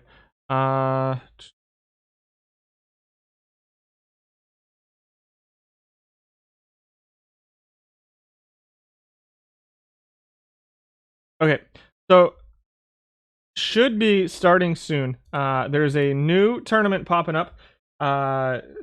What's that? The official. I'm convinced that if you have solid defense behind you, you can pitch. Yes, I probably could. What's up, Bluebird? Thanks for stopping by. There's a rad key available in one of today's daily perfect drafts for anyone interested. Thanks for the heads up. It is definitely an interesting looking card. I do not have time to build a perfect draft team today. Unfortunately, I have to go basically straight to the gym and then straight to work after this. So there's going to be within the next couple days a new Iron non-live or historical tournament popping up. It's going to be a daily tournament, 64 team tournament. I'm really, really excited for it.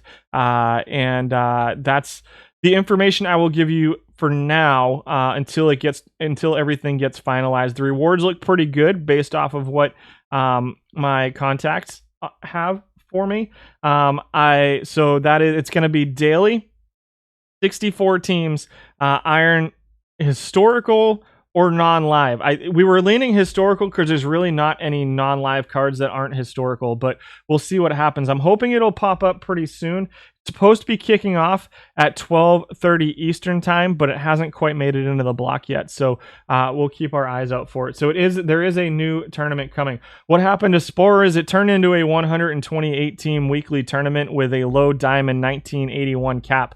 And so I can't download data for it anymore, so I can't do Sporers streams anymore. That was a question that I brought up yesterday too, is if there's any chance of them fixing the coding to where 128 team tournaments don't paginate, and unfortunately it doesn't look good. So 128 team tournaments are still going to be, I can download data for them, but it would be my entire day, and I'm not going to do that.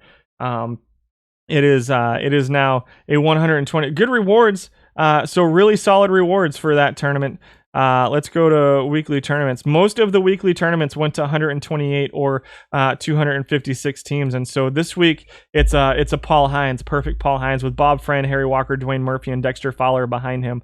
But it's at 128 teams. I can't download. I'm not gonna spend my entire day downloading data for 128 team tournaments. Sadly, I'm a little bit sad about that, but it is what it is. 90% of playable cards in Iron are live, so that should be interesting. Right. That's what my conversation was. It was like Iron has been overrun. The standard Iron is overrun by live cards, and I'd really like to see some of those pretty interesting historical cards get some play. So I am pretty excited about the new tournament format, and we'll see how it goes. You thought you were doing something wrong on download it. No, so the 128 team, so you can get up to 64 will be on one page, but the 128 team tournaments overload the data set, and so it ends up paginating and being 140 pages or something like that. When do we get an Angered Unicorns tournament? I don't know. That's not up to me. Did someone answer what happened to the weekly Spores tourney for gold? It's not gold anymore. It's right here. It is now a low diamond tournament. Is what happened to it. So it's still a 1981 cap. It's still 1981 stats and settings with a designated hitter. It is now a double round robin tournament. Which it was before, with a single elimination best of 5 bracket. No, it was best of 3 before, wasn't it? So it's now a double round robin tournament, single elimination, with a best of 5 finals now for Spores. So the whole format changed. I'm in my first one in a couple weeks today. I'm gonna take a look at it just to see what it is. I just threw my old Spores tournament into it, my Spores team into it, so we're probably gonna get smoked. It'll be interesting. We'll see what happens. Same side of the bracket in 448. Maybe you can get by me today. I knocked you out of a tournament yesterday. That's good to know. I don't know, where are we at in this one? Is it still the first round? I think I got into this one right before the stream came live. So the gold team's been okay. We won these packs yesterday, so I'm not complaining about it. Yeah, we're still in the first round here. So I'm still trying to get data on these ones, these historical gold round robins from 1949. You guys know how much I love these formats. I'm trying really hard to get them switched to... let's see if they got adjusted yet. They have not adjusted yet. I'm trying really hard to get them up to a 5 standard pack rewards. So it's a winnable tournament, guys. These tournaments. So try to ask. I know I asked you guys to fill these last week. It went back down to 2 standard packs. I'm trying to get the rewards fixed so we can try to fill these faster. It's 32 teams. You literally have to win like 6 games to get a reward right now in these tournaments. So it's single round robin. So you play 3 games in your bracket, and then if you get through those 3 games, it's like 3 games before getting to the thing. Let me show you what it looks like. If I can find the one I was in yesterday, which is going to be over here. I've come in second place off a quick built team. It's literally, I just threw it together for I said, AI, build my team for me. It's gold historicals. The year is 1949. 1949 stats and settings. The finals are best of 3. So it's literally you win. I won 2, 3, 4, 5 games, and ended up getting a pack out of it, or something. If you win 6, 7 games, you get 2 packs. I'm trying to get it fixed so that the reward structure is a little bit better, because they take like 3 days to fill, which this is such an interesting format to me. You can see, let's see what kind of numbers we're getting out of some of these guys. My AI put Chris Davis in the lineup. He's batting 333 for us. Dandridge batting 400. It's a pretty small data set at this point that I have. But I think it's a fun year, 1949, similar to Spores. I really like these tournament formats. You got this one. There's a silver one that's a historical. There's a open historical that is like 1969 on the open historical. You got the silver historical that's 1981. You got a 91 open historical. So I'm trying to get these fixed to where there's a solid reward structure. I just don't think that 2 standard packs is enough to entice people to play. But I really like these the era formats. And so with all the weekly era tournaments going to a 828 team format, it's really hard for me to get data on them. So start filling up this gold 1949 for me, guys. I'm trying really hard. I'm going to try to get data on it. And then there's a bronze one that looks really fun too. But I was like, hey, I think this one will fill, but nobody cares about 150 perfect point reward, right? I was like, if we can make this a 32 team tournament, maybe a double round robin or something like that with a 2002 year, I think that having the different years would really spice up my ability to stream, for one. And so, it makes a completely different card set usable. So I'm trying, with just two packs, it's a little bit tough. So I've been talking with Nicolino about trying to get that fixed. So keep an eye out on them. And I totally get people who are like 32 teams, 2 packs, it takes 3 days to fill. I'm not getting in on that. But I'm trying to get it switched to like 5, hopefully to start with. But we got to get approval first, so we'll see what happens there. I'm gonna take a break to refresh my coffee, and then we're gonna hit the batters and see how it goes. We'll start with catchers and then burn through. I'll be back in just a minute, folks. And 3, 2, 1, break time.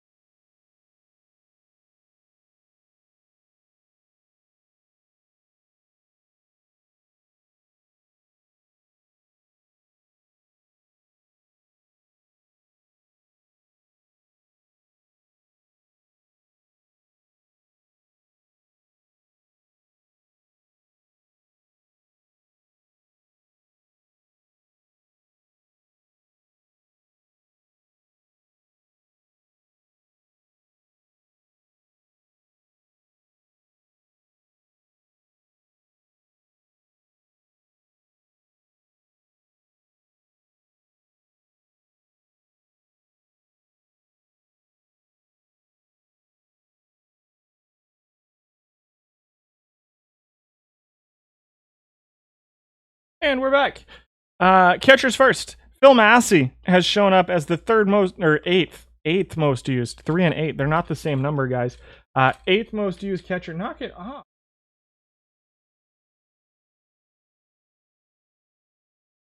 With your paperclip. Phil Massey shows up as the 8th most used catcher over the course of the last week or so. 4,700 plate appearances all time for him. He's grading out 7th offensively, 13th defensively out of 14 qualifiers. I just don't think you're going to want him playing defensively. Is he an okay bat?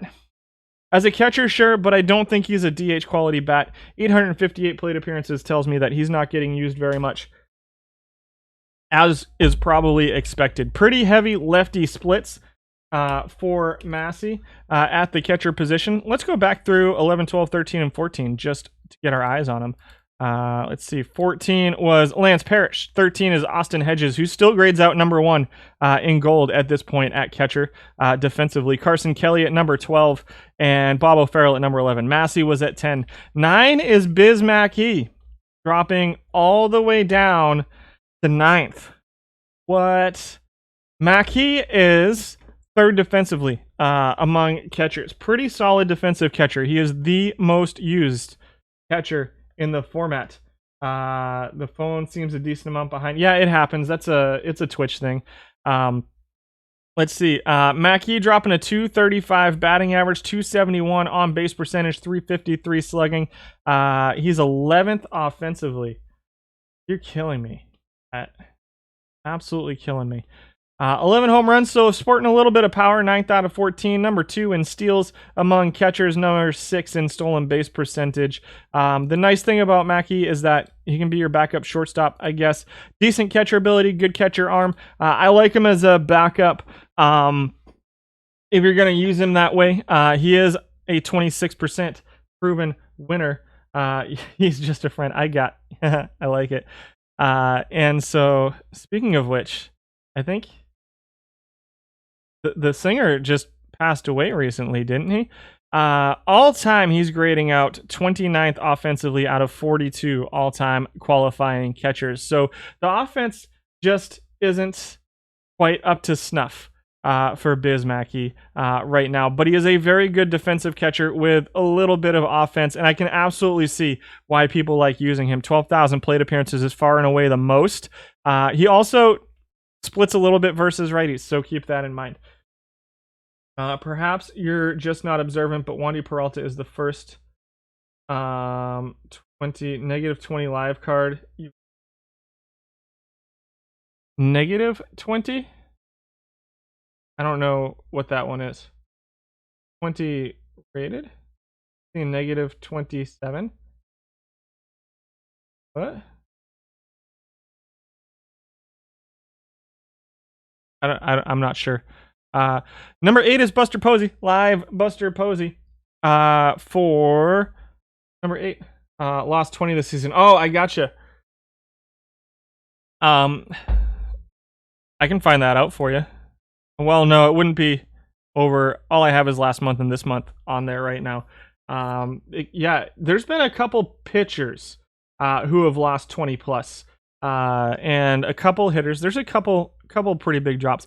Posey splits towards lefties just a little bit. He's grading out 4th defensively, which is a pretty solid number.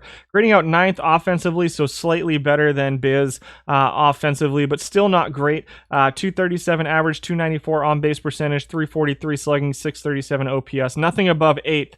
7th among catchers in WAR. Strikeouts and walks are both kind of middle of the pack. He strikes out a little bit too much and walks a little bit too little. 11th in runs created per 600 for Buster Posey, another defensive-minded catcher, and pretty okay defensively for Buster Posey as he bounces up from silver to gold. I think he's a much more effective silver card, obviously, so we'll keep our eye out next month and see if he drops back down there. I just don't think he quite matches up with some of the higher level catchers here in gold. Number 7 is Buddy Rosar, who's a silver catcher that continues to get play up here in gold and continues to be pretty solid. He's your number 2 defensive catcher right behind Austin Hedges. Offensively, he's number 10. I think he's usable as a defensive catcher. I like to try to get a little bit more offense out of my catcher here at this level. I'm not sure who I'm running right now, but 238 average, 296 on base percentage, 329 slugging, 9th and 10th in OPS and weighted on base average, 8th in WAR for Buddy Rosar. Number 1 in stolen base percentage. He has stolen every base he's attempted to, and it looks like it's 1 over the course of 2,300 plate appearances. 2nd in strikeouts, 5th in walks, 9th in runs created for Rosar. Splits pretty heavy versus lefties. So keep that in mind at this point as well, which it's 50-50 at this point. So maybe your versus righties catchers can get a little bit more play these days. At number 6 is Paul LaDuca. who splits pretty heavy towards lefties. Just a little bit of eye, 10 points of eye versus righties. Everything else is between 5 and 10 points split towards lefties, 12 points of power to go along with it. So unfortunately, LaDuca is last defensively, 14th out of 14, but fourth offensively among catchers. Does the minus and plus just reflect the original value or just since the update? It's since the original value on the card on the screen. It is the season total for the card that you're looking at on screen. Unfortunately, LaDuca is really bad defensively. I think he'd get a little bit more play if he wasn't so bad defensively. Is he unusable defensively? Maybe not. If you're really going for like an all-offense team, could he be usable as a designated hitter? Maybe. Maybe perhaps LaDuca could be a designated hitter versus lefties if you're trying to get a split out there. I think the 98 avoid K with the 88 contact, with this good gap and good power ratings to go along with it, make him almost viable as a designated hitter. I mean, a 278 average for a catcher is really, really good. Fourth in slugging OPS weighted on base average, and fourth in WAR among catchers, fourth in runs created. All of those numbers point to him being fourth offensively among catchers. So just keep in mind that you're going to have defensive deficiency for him if you are throwing him out there. Number 5 is Heavy Johnson, who's grading out number 1 defensively among catchers. This is one of my favorite cards in gold. Can you run him as a designated hitter? Sure.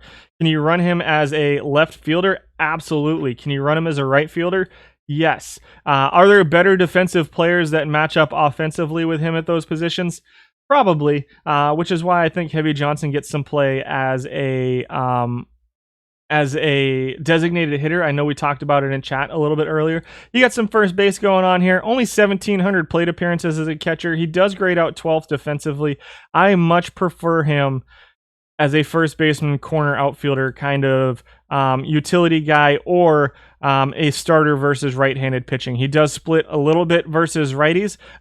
Moderate splits, I would say, versus righties. You've got 6 points of contact, 8 points of gap, 6 points of avoid Ks. We're going to talk about him a little bit more when we get to a different position that I think he's more useful at, though. So we'll see where he falls there.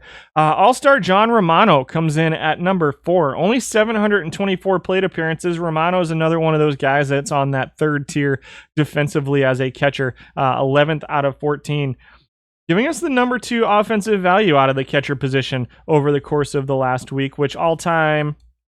the numbers came up a little bit. Definitely splits heavy towards lefties. He's almost a must platoon if you're playing him. I'm not sure if we saw this card the last time we did the gold list. 316 on base percentage is good among catchers. Second in slugging, second in home run among catchers as well. Third in OPS and weighted on base average. Number 2 in WAR, and number 3 in runs created per 600 for John Romano at number 4. Number 3 is future legend Keibert Ruiz, who leans towards righties pretty heavily. Another one of those guys that you need to platoon. I would call him on the second tier defensively, just above those bottom like 4 or 5 catchers defensively. A 71 ability, 62 arm, 73 catcher rating. He's grading out 9th defensively and 5th offensively for Keibert Ruiz. 71 catcher ability is unspectacular, but not unusable. 73 catcher rating defensively, so the pass balls, the fielding the bunts and stuff like that, he's going to be okay at. And the 62 arm is okay. There's not a huge amount of elite base stealers here in gold. There are a few, but they all still kind of have their deficiencies. So I think Keibert Ruiz is usable as a catcher who gives moderate defense, moderately effective defense with pretty good offense against right-handed batters. Again, you're going to want to platoon him, however. That said, there are some solid options to platoon with him. Johnny Bassler's not one of them, unfortunately. Johnny Bassler also leans towards righties. He's grading out 5th defensively and 6th offensively, just behind Keibert Ruiz offensively. 272 average, number 1 in on-base percentage among catchers, 344 slugging, and 684 OPS are both right in the middle of the pack with a weighted on-base average of 309. No power from Johnny Bassler, but you're going to get a lot of singles, you're going to get a lot of walks. I would set him to not steal, a negative 0.16 with 0% stolen base percentage. He has been caught the only time that he has tried to steal. Number 1 in walks, number 3 in strikeout avoidance as well. He is 8th in runs created per 600, but he does give you some okay defense. That 68 catcher ability is a little bit low, but a solid rating at catcher and a decent arm as well make up for it just a little bit. But let's see. Ohtani will drop to iron because he breaks the model. Boy, wouldn't that be fun? Mitch Haniger will stay the same after winning Player of the Week. Yeah, probably. And so Basler, all time, really low in home runs. He's just not going to hit home runs. He really isn't. But all time, he's number 3 and number 1 in average and on base percentage out of 42 catchers, and grading out 9th out of 42 all time offensively with, again, pretty okay defense. So gold is the level where there is a pretty serious separation in offense between the top tier of defensive catchers and the second tier of defensive catchers. And so I really think that you have to make a choice at this point. Are you going to try to get a little bit of offense out of your team and go with a guy like Basler, who's a clear second tier defensive catcher at gold? Or are you going to go with a guy like Biz, who's not going to give you too much offense, unfortunately, but is going to make up for that defensively? And so it's kind of up to you how you do that. Number 1 is Steve O'Neill. Who? Steve O'Neill comes in at number 1. Rating out 3rd offensively, but 10th defensively. That doesn't make any sense. 7th in average, 2nd in on-base percentage. It's the WAR. So WAR gets calculated in the overall number, and 405 WAR per 600 over 778 plate appearances for Steve O'Neill. 68 catcher ability is low. You think it's super low? That's fair. I personally run Basler on my team, and he's been okay. Like I said, I showed you my pitchers, so I don't think he's killing them too badly. There's a couple pitchers in there who are a little bit below, but most of my pitchers are still around average. Most of my pitchers are still like right around average or above average in both FIP and earn run average. So, just if catcher ability is all your thing, I don't know who this guy is. 1919 Cleveland snapshot, Steve O'Neill. I haven't seen this card before. 10th most used this month. Again, 405 WAR is kind of where he's getting his points from and what's separating him, because you can see he is 3rd offensively. He's definite 3rd tier defensively for Steve O'Neill. Number 5 in strikeouts, number 3 in walks, 5th in runs created. I'm not sure where this extra WAR is coming from, but if he was at like a 2, he'd be down at like number 8 on the list. So just keep that in mind. Number 2 in on-base percentage, number 2 in OPS, number 2 in weighted on-base average for O'Neill. But I don't think he's going to see too much play. Now, the thing about him is that he does lean a little bit towards lefties.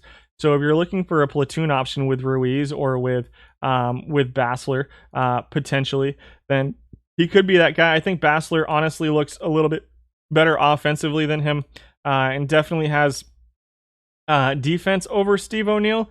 I don't suspect we're going to see this card get played too much. He was released in the scavenger hunt set a ways back. Interesting. Baseball Doesn't Exist has a new crazy video about Ohtani. Is the hype real? Yes.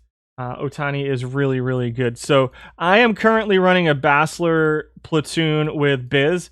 Biz plays for me against lefties. Even though it's the weak side, I think he's a little bit better than Basler. Actually, I might be running Basler all the time on my gold team now that I think about it. I have it right here. So I don't know why I just went over there. Let's see. I'm running Basler full time with Biz as a defensive sub, 8th inning or later, and as my backup catcher for me on the days that Basler doesn't play. So Biz is solid. Either one of them. I think Biz is a solid option. I really do like Basler. It took me weeks to find him, and he's worked out pretty well for me too. So those are your catchers. I don't think Steve O'Neill is gonna see too much of an increase in play due to being high on this list. Offensively, he looks kind of okay as a catcher. He does look pretty good. 2nd in weighted on base average is pretty solid. 2nd in OPS, so you're getting a little bit of power there. But again, that defense, to me, The fact Bassler's is 68 catcher ability, which is still pretty low. But he makes up for it at least a little bit with his defensive prowess. And O'Neill just doesn't have that to make up for the lack of a catcher ability. Is anybody interested in this card at all? Like, I guess that I'll leave that up to you if you want to take this sample size and be like, I think it's a good card. I'm not sold on this card being largely effective over the long haul. I think that the catchers right now are Biz, Bassler, Ruiz looks okay. Rosar looks pretty good from a straight defensive standpoint if that's all you need. And then LaDuca if you're just trying to get as much offense against left-handed pitching as you can. I tried LaDuca out in a platoon. I might go back to him as a designated hitter. It's a pretty solid bat versus left-handed pitching if I can fit him on the team at some point. But it's you run Biz Bassler, but up for something new. You're going to try him? Nice. You have him. Good. It's an I don't think it's great. I don't think it's a standout, but I don't think there's really a standout card here at catcher in gold. All of the really good defensive catchers are pretty lacking offensively, and all of the good offensive catchers are pretty lacking defensively as well. So a guy like O'Neill, it's one that could be sneaky okay, I think. And he has very little splits too, so he can play against lefties and righties. Like, obviously with the Bassler, you have pretty significant splits versus righties, where he's going to be a little bit less effective versus lefties. So I think that the fact that O'Neill can play versus lefties and righties is interesting to me, even if his defense is not that great. Come on, Excel. I'm going to see if I can't track one down and give him a try. But I don't expect too many people to do that based off of this data set. He's any data on Special Edition Real Muto. Let's check him out. Batting stats. Nope. That was not the one I wanted to go to.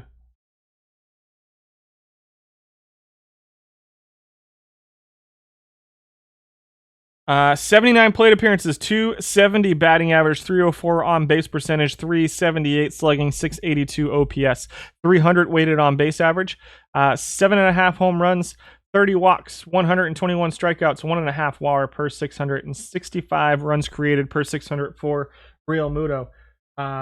Maybe DH this guy versus lefties and spot start him versus righties, perhaps. Alou is so much better than LaDuca's bat. You don't think? Yeah, I agree on the choice between Alou and LaDuca. Sneaky okay is not exactly the highest of compliments. I don't have a lot of high compliments for any of the gold catchers. I'm going to be totally honest. Like I said, you've been looking at Tony Pena as a potential platoon partner. Let me see if I have anything on Pena. I've got 396 plate appearances, 254, 275, 398, 673 OPS, 294, sub 300 weighted on base average. Don't love Pena's bat off first glance. So he does hit home runs. 22 home runs per 600 plate appearances with a 294 weighted on base average is concerning to me. 16 walks, never going to walk. 130 strikeouts. He'll strike out a lot too. So Pena is a little bit concerning to me in a small sample size. Do not love. But to each his own. I'd have to see the card. Let me see if I can find one. Let's go see how this tournament's going. We're still in it. It looks like we might have made it to the second round in tournament 448. He's got a big split. We'll take a look.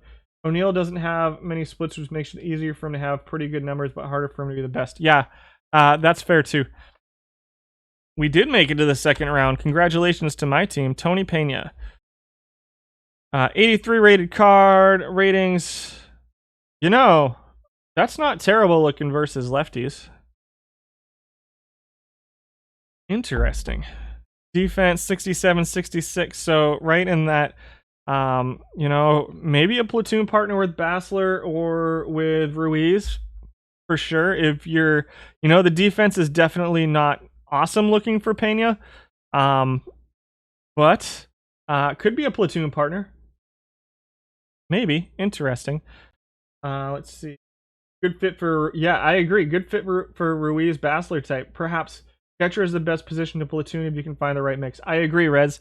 Catcher and I think first base also is a pretty solid position to platoon as well if you can find the right one. But That's mostly because I probably undervalue defense at first base quite a bit. Those were your catchers. First baseman, we had 17 qualifiers. We'll go back real quick. 11 was Herbeck, 12 was Palmeiro. Knapp is at 13, guys. Why is Knapp at 13? Because he doesn't play defensively. Offensively, he's 9th among first basemen, number 1 in average with a 292, 328 on base percentage, 421 slugging. He is just really, really bad defensively at first base. Very solid versus lefties as a designated hitter, perhaps, but I think there's other guys who specifically hit better offensively versus lefties. Number 1 in strikeouts among first basemen, though. Cecil Fielder at number 14. 15 is Tristan Casas, which makes me really sad. 16 is Carlos Pena, and 17 is John Jaha. Ready? Let's do the top 10. Number 10 is Ryan Howard. Splits a little bit towards righties, pretty significantly towards righties, in fact. The 43 avoid Ks versus righties is almost playable with that 80 contact. It's still going to be a pretty low batting average. He's 13th out of 17 this period, 22nd out of 37 all time. Will hit more than 20 home runs per 600. 11th in on-base percentage, 11th in slugging, 12th in OPS for among first basemen. He is 6th defensively, 12th offensively. I think that his bat leaves a little bit to be desired. I wish that the avoid Ks was just a little bit higher for him versus righties, but he will hit home runs. I hope JT Snow is on the list as well. But he's not here in the top 10, so I don't know if I have enough plate appearances on him. We'll check him out if he's not. We will for sure look at that JT Snow card if he doesn't show up on this list. Mark Grace at number 9. Splits versus righties in contact, splits versus lefties slightly in gap power. Probably a platoon option at first base, grading out 8th offensively, 12th defensively. I think we know what we get with Grace at this point. You're going to get a pretty good on-base percentage with not a lot of power when it comes to first base, and not great defense for him at first base either. 280 batting average, 346 on-base percentage, is 3rd among first basemen, 4th in WAR at 2.42 among first basemen, and 5th in runs created. Top 5 in steals, strikeouts, and walks among first basemen, but loses some just because he just doesn't have that power potential that you're really I think a lot of people are looking for out of their first baseman. He's not in the top 10 of used players, but a solid number 9 showing for Mark Grace. At least he has a good attitude. Fair enough. Number 8 here's Heavy Johnson at first base, grading out at number 8. He's grading out 8th defensively and 7th offensively. I don't love Heavy as a starting first baseman. I'd like just a little bit more offense out of my first baseman than Heavy gives you necessarily, but I mean, he's not a bad choice at first base. I think he plays up a little bit defensively. I just think he's better suited to being a corner outfielder at this point. I think he matches up a little bit better with the corner outfielders. He led the 90s in hits. Fair enough. Solid splits versus righties for Heavy Johnson as well. I definitely think he can play as a first baseman, 5th in slugging, 8th in weighted on base average, with pretty okay defense to go along with it, and adds that, a little bit of a base running ability for you as well.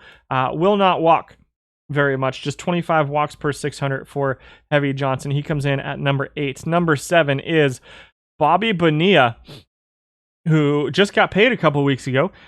Splits, interesting splits for him. So you got some avoid Ks, 15 points of avoid Ks and 8 points of contact versus lefties. So you're probably going to see a little bit of a higher batting average versus lefties, but you've got just 3 points of gap versus righties. You got 4 points of power versus righties as well. I think that he is going to be slightly better versus lefties in my opinion, but I'm more of a on base percentage kind of manager than I am a power manager as well. Defensively, grading out 9th at first base. He plays a little bit of third base, a little bit of left field, a little bit of right field. This is the all-star special Bobby Bonilla. Looking solid offensively, 5th among first basemen offensively, 5th in average, 8th in on-base percentage, so top half, 3rd in slugging, 4th in OPS, and 6th in weighted on-base average for Bonilla. They had better hope transhumanist life extension is not fair enough. 8th in home runs, so top half in home runs. Don't have him steal. He was unsuccessful. It looks like 1 or 2 times he's tried to steal bases.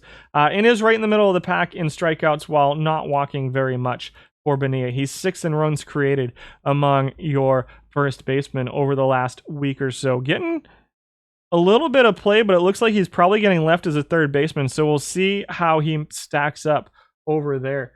Covers a lot of positions, but you haven't found a way to get him in. Just better options in most cases. I agree. I think he looks interesting as a utility guy because I think he'd be effective against right-handers as well. Let's get through and see how he matches up at other positions too. He's got some heavy Johnson vibes going on, just a little bit worse defensively, in my opinion. Number 6 is your most used first baseman over the last week, Cecil Cooper, who I think is starting to move back up the list a little bit as we get more right-handed pitchers in to the format. He does split towards right-handed pitchers. A little bit less power against right-handed pitchers, but a lot of gap, decent amount of contact, and a good amount of avoid Ks for Cecil Cooper, who's gone from 3rd overall to 1st most used in this period. At 9,200 plate appearances. 8th among first basemen in average, 4th in slugging, and 9th in OPS, 15 home runs, 9th in base stealing, 5th in stolen base percentage. Grading out 10th offensively, but 4th defensively. Is the right-handed splits coming up a little bit, helping him out? Not that much. You know, this is a card that a lot of people have been using for a really long time. That has always been, you know, kind of mediocre as far as an offensive first baseman. It was super easy to get at first, which is why you saw it a lot.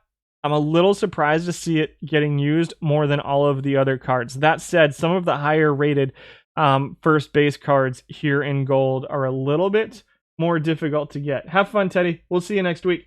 And so as an easy, cheap card to get at this point, I mean, Cooper does what he does as a pretty good defensive first baseman who can hit just a little bit. I mean, 10th out of 17 isn't terrible for a card that's as cheap as Cecil Cooper is. Number 5 is rookie sensation Dick Holbitzel. Cecil, as a kid, you got to sit behind the visitor dugout of the Kingdome and you struck out 3 times and beat up the dugout in its tirade. I like it. Holbitzel only got 1,200 plate appearances.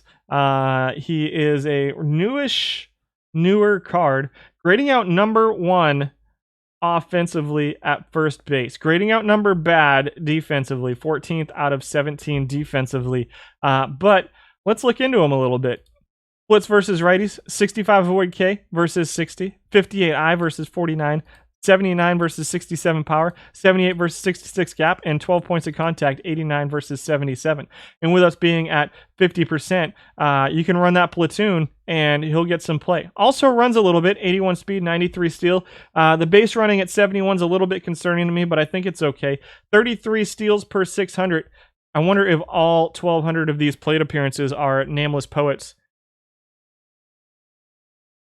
But these are some pretty solid offensive numbers for Holbitzel. 3rd in batting average at 288, 4th in on-base percentage, 2nd in slugging at 448, number 1 in OPS and weighted on-base average and WAR as a first baseman, and number 1 in runs created per 600 as a first baseman over a 1,200 plate appearance sample size. This is an interesting card to me. The problem is, can you fit him? There are a lot of really, really solid versus righties first baseman in the format. This is an interesting card, though. I'm going to consider it. I'm plugging him in so that I can consider giving him a shot. I'm not sold on it. But I think this could be a good card versus righties. Now, obviously, defensively, it's got some deficiencies, so maybe it goes as like a designated hitter. He might be the best of the hitters. It's possible. It's definitely possible because his splits, he's got heavy splits, but I don't think he's necessarily unusable versus lefties. But versus righties, these are some pretty solid ratings versus right-handed pitching for Holbitzel. And this is an interesting card. I'm curious to see more of it. I'm actually going to plug him in here as a designated hitter instead of as a first baseman. Number 4 is the guy that's probably getting used the most versus left-handed pitching, Paul Goldschmidt. He's grading out 5th defensively and 3rd offensively. Goldschmidt is definitely getting platooned, I think, though. His ratings versus righties are not great. 268 average, 352 on base percentage, number 5 in OPS at 753. The slugging's a little bit low, doesn't hit for a ton of power, just 12 home runs per 600. But we'll hit doubles, we'll hit singles, we'll walk a bit as well. Number 1 in walks. We'll strike out some, which is a little bit sad, but he's 5th in WAR, 4th in runs created per 600, and plays some defense at first base as well. But it's largely the 62 error rating with the 74 first base rating, so keep that in mind. The arm and turn double play we ignore. The range is a little bit low, but he's a first baseman, so what are you going to do? He is a proven winner with 25% of his points on the proven winner list. Solid WAR, probably number 1 versus lefties in the format as a first baseman. Number 3, he dropped. Dan Murphy dropped to number 3. He was number 1 yesterday before I re-downloaded all of I got in like 12 tournaments yesterday and downloaded the data this morning. So a rough night overnight for Dan Murphy. He's the number 7 most used right now, but it's a little bit difficult to find. It's also a very, very expensive card. You've seen a bunch of Magan and Goldie platoons. I don't think it's bad. So Dan Murphy versus righties is pretty solid. He also has some second base in him as well. For Murphy, a lot of his plate appearances here are as my first baseman. I don't think he's not getting used as much as he used to. So you can see the reason that you see more plate appearances here than here is because my data is pulled out of here. I don't have my data in here. And whereas my data is in this one. So you've got like 600 plate appearances from Dan Murphy that are missing out of this stuff. 286 batting average, 311 on base percentage, 455 slugging, 766 OPS for Murphy. Number 3 defensively at first base while being number 4 offensively, 3rd in runs created, 16 home runs, and 4th in weighted on base average. This is an expensive card at about 50,000 perfect points. But I like it. It's worked out pretty well for me. I happened to win it in a tournament, thankfully. Yeah, he is pretty expensive. Magadan's really expensive too. Just throwing that out there. Very expensive, though I'm hearing that the price of Magadan might be coming down soon due to a specific new card. Number 2. Oh, there he is. JT Snow comes in at number 2. This is a snapshot. A newish snapshot card, just 690 plate appearances, 795 all-time. Grading out 6th offensively and 2nd defensively is JT Snow. Another card that splits versus righties. 96 contact, 90 gap, 67 power, 79 eyes, 73 avoid K. So there is not a Goldschmidt killer in here. I really think that Goldschmidt is the guy versus lefties. I think Knapp's up there, but Knapp is pretty expensive and Goldschmidt's pretty effective for what he does. Knapp also plays 0 defense at first base. 261 WAR for JT Snow. Small sample size alert, 333 on base percentage, 415 slugging, 748 OPS, all are in the top half. 12 home runs per 600. 3 steals with a 83% stolen base percentage, so he's a smart base runner if you set him properly. 87 strikeouts, 49 walks for him. 10th in runs created per 600 though. So he's actually getting quite a bit of value out of his defensive skills. God, I'm so tired of Excel. I need to make these sheets smaller somehow. The splits, the 96 contact with the 73 avoid K. This batting average is a little bit lower than I would have expected it to be for JT Snow, for these kind of ratings versus righties. I don't think people are platooning him yet. I think people are throwing him out there and not platooning him, and I think if you platoon him versus righties, you can actually expect to see slightly better numbers than this. Not nearly as expensive as Dan Murphy right now, but not cheap either.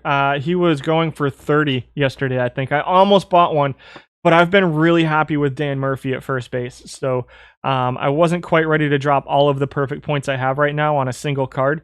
That is kind of redundant with what I'm already running out there. But if I ever happen to have him drop in a pack, then I will definitely be giving him a run as my first baseman versus right-handers. Number 1 is Dave Magadan, 30 30% of his points. Now, a couple things to keep in mind here. You lose some power with Magadan. So if we look at the differences here, you've got the 1 point of Avoid K towards Snow, 3 points of I towards Snow. You've got 30 points of power almost towards Snow. You've got 3 points of gap towards Snow, and you've got 2 points. No, you got 3 points of gap towards Magadan, and you've got 2 points of contact towards Snow. Long term, I believe JT Snow is a better offensive option than Magadan. He is obviously a little bit of a step down defensively, but not much. JT Snow is really a kind of a Dave Magadan killer. He is almost exactly the same card with much more power. Magadan has a 30% proven winner alert percentage. I think some of this is because he's mostly at this point on really, really, really good teams. He's, the teams that have Magadan right now either have a whole lot of money to spend or they're really good at winning perfect drafts or tournaments and stuff like that because he's a very difficult card to get. He usually ends up as like the second place prize because he's still going for 100,000 on the auction house. I think it's going to start coming down. I really think the JT Snow snapshot is pretty comparable to this card, maybe better. I'm not prepared to officially call it better yet. I still think Magadan across the board, the batting average at 290. I think that Magadan plays a little bit better versus lefties. If we go look at Snow, you got 82, 72, 53, 65, 62. Magadan's 82, 76. Again, the lower power, but the 62 eyes, 62 avoid Ks. The 65 avoid Ks with they're pretty similar versus lefties too, if we're being totally honest. That JT Snow card as a card that you don't have to get in a tournament, that will eventually, as it floods the market as a gold snapshot card, get a little bit cheaper as time goes on, is a budget Dave Magadan card. I don't know that it's a Dave Magadan killer.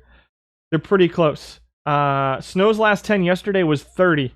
Now, I don't know. I'd have to. We can look it up and check.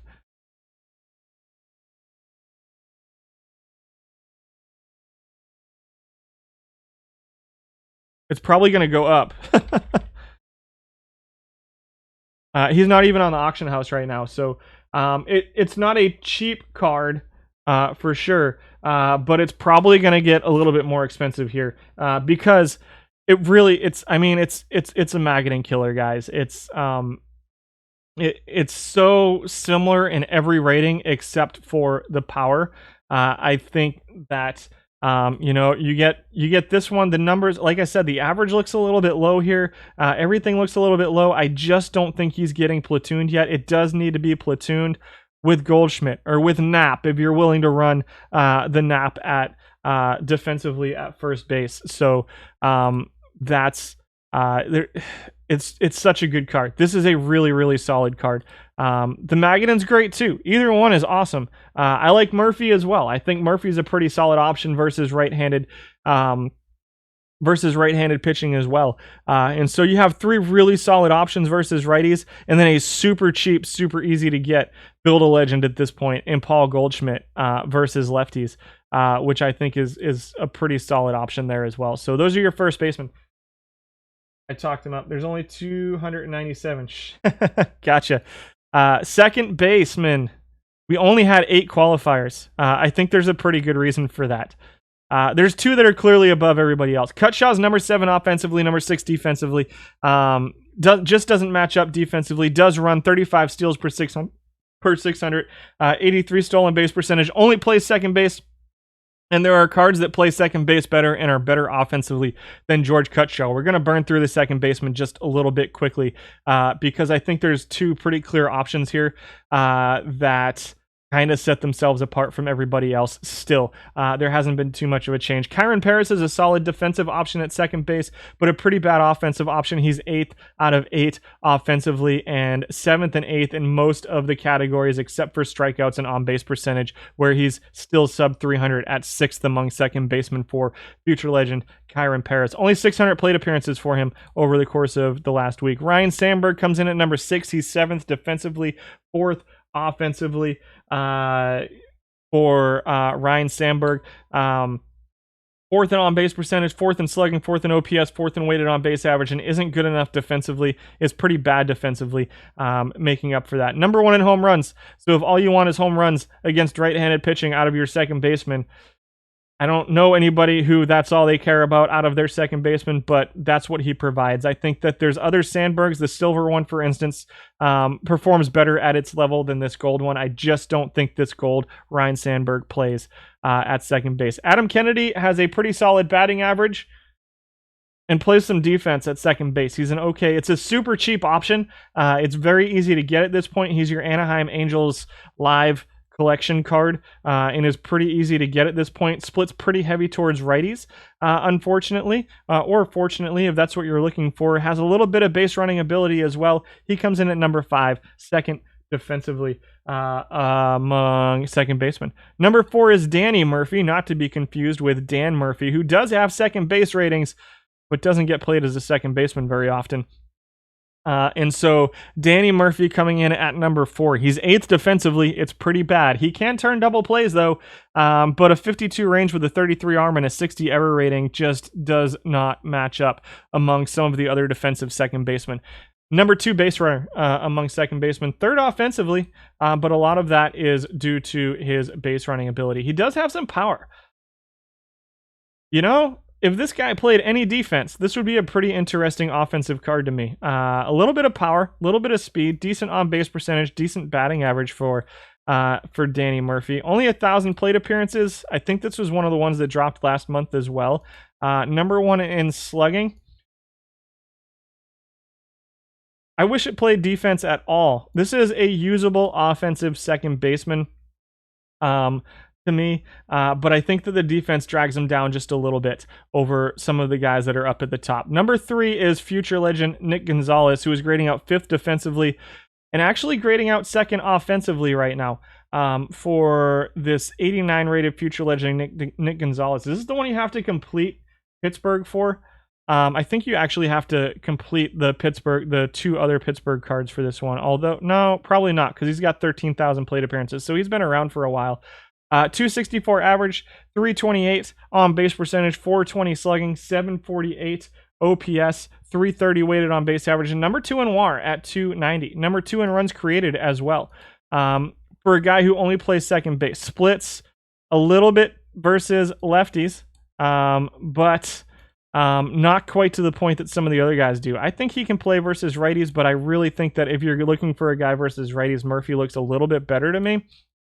Murphy is just so bad defensively. I wish that Murphy card was a little bit better. Pittsburgh is, that's right, Brian Hayes, that's right. I knew that. He's my real card prospect guy right now. Gonzalez, 2,000 plate appearances. He looks okay. I think he's just one level down from the 2 guys at the top of the list. For Nick Gonzalez. Yeah, Madrigal's up to 107,000 at-bats all-time at this point. I think Gonzalez is an interesting option, perhaps. But Johnny Evers comes in at number 2. Evers splits pretty heavy towards righties, grading out 5th offensively, grading out number 1 defensively, 2nd in average, 3rd in on-base percentage, 7th in slugging, doesn't hit for a ton of power, 5th in runs created, 3rd in WAR among second basemen. He is very, very good defensively and provides some pretty solid offense as well. This is a really, really solid gold card versus right-handed pitching. Unfortunately, does need to be platooned a little bit. So if you're not looking to platoon at second base, then I think you can get away with a guy like Nick Gonzalez if you're okay with a little bit of a lower defense. But I really think that this is a position where you can get a lot out of platooning Evers with Nick Madrigal at number 1. And so we're going to talk about why I like the platoon option here, because I like Madrigal at shortstop versus right-handed pitching. I'm just going to throw that out there. He's definitely a second-tier defensive shortstop, but I like him at shortstop defensively. Madrigal can play every day. He can play versus lefties and versus righties at second base. He's grading out 4th defensively, 25% of his points as a proven winner. And guys, when you're talking a sample size of 170,000 plate appearances, this is probably one of maybe 3 must-have cards in the format is Nick Madrigal. He's really, really solid. All right. Okay. Very, very good versus lefties. A 304 batting average, a 351. Ow. On base percentage. Third in slugging, even though he doesn't hit any home runs. First in OPS, first in weighted on base average, and first in WAR. For Nick Madrigal. Do I have to say anything else about the second baseman? No? Didn't think so. It's Madrigal and Evers. I certainly don't think Gonzalez is unusable. I think he's usable if you don't have one of these top two, but I really think Madrigal and Evers is the way to go at second base. Third base, we had 12 qualifiers, including a Dave Magadan. We'll see where he shows up. Sorry. The wife throws you food, you better eat it, right? Pete Rose is at number 12. Little surprising there. I don't think he's getting platooned as much as he should. Grading out 10th offensively and 9th defensively at third base. Number 11 is Minnie Minoso. Super cheap, super easy card to get. He gets used a lot, but I think there's better options out there than him now. Number 10 is Pablo Sandoval. 7th defensively, 6th offensively. Plays a little bit of first and a little bit of third, so his 2.08 WAR is dragging him down just a little bit. Number 1 in home runs at the position, 23 home runs per 600 plate appearances over a pretty small 600 plate appearance sample size, but the bigger 2,700 plate appearance sample size grades him out number 1 as well with 24. Solid batting average at 275. On base percentage is pretty low. He just doesn't walk at all. Number 1 in slugging, number 2 in OPS, number 5 in weighted on base average, 6th in runs created. This is special edition Pablo Sandoval for the Giants. Dave Magadan comes out at number 9. Third offensively, but can't play defense as a third baseman. The arm's too low. The error is too low. The third base rating is too low. While a 72 range is okay for a third baseman, Magadan is either a first baseman or a designated hitter for your team. I would not play him at third base. Number 8 is Bobby Bonilla. So here's where he matches up here. Still grading out 4th offensively, so good, not great. Grading out 6th defensively. A little bit better than he grades out at first base, but still not great for Bonilla. The heavy splits versus lefties in contact and avoid K make him a little bit of a platoon option. 3rd in average, 7th in on-base percentage, 3rd and 4th in slugging, OPS, and weighted on-base average, 9th in WAR, 5th in runs created among third basemen for Bobby Bonilla. Number 7 is All-Star Special Anthony Rendon. Rating out 2nd offensively, 10th defensively right now. 645 plate appearances for Rendon at this point, top 5 in average. Number 2 in on-base percentage. 9th in slugging, though. There's not a lot of power here. 5th in OPS and 3rd in weighted on-base average. 2nd in runs created per 600 for Rendon and 1st in walks. He's just getting dragged down a bit by his defense, which is pretty bad. And I don't think his bat is good enough to be a designated hitter, so I don't suspect we're going to see Rendon get too much more play. Number 6 is Oniel Cruz. Solid splits versus lefties, but not too much. Playable versus righties as well. Grading out 8th offensively right now, though, but 4th defensively. Loses a lot of value because his average and his on-base percentage are really low. He hits for power, 22 home runs per 600, so right behind Sandoval as the next best power hitter at the position, while playing a little bit of defense as well. The 51 range, 95 arm, 67 error, 73 third base rating, grading out 4th defensively at third base, which is pretty solid, while being a solid power hitter. One of the few kind of pure power hitters that's in gold right now. Only 1,100 plate appearances, though, and again, his batting average is going to be pretty low, thanks to striking out about a third of the time, almost a third of the time for Oniel Cruz. Number 5 at third base is Billy Werber, who's getting quite a bit of play now. 3,200 plate appearances. He's 6th this week. Grading out 11th offensively, but 3rd defensively. Splits versus, well, he's one of those guys with some interesting splits. Contact, power, avoid Ks are all pretty heavy towards righties. Gap and I are both pretty heavy towards lefties. An interesting kind of split for Werbers. How well do I think these rankings translate to Perfect Draft? I haven't had time to look at it.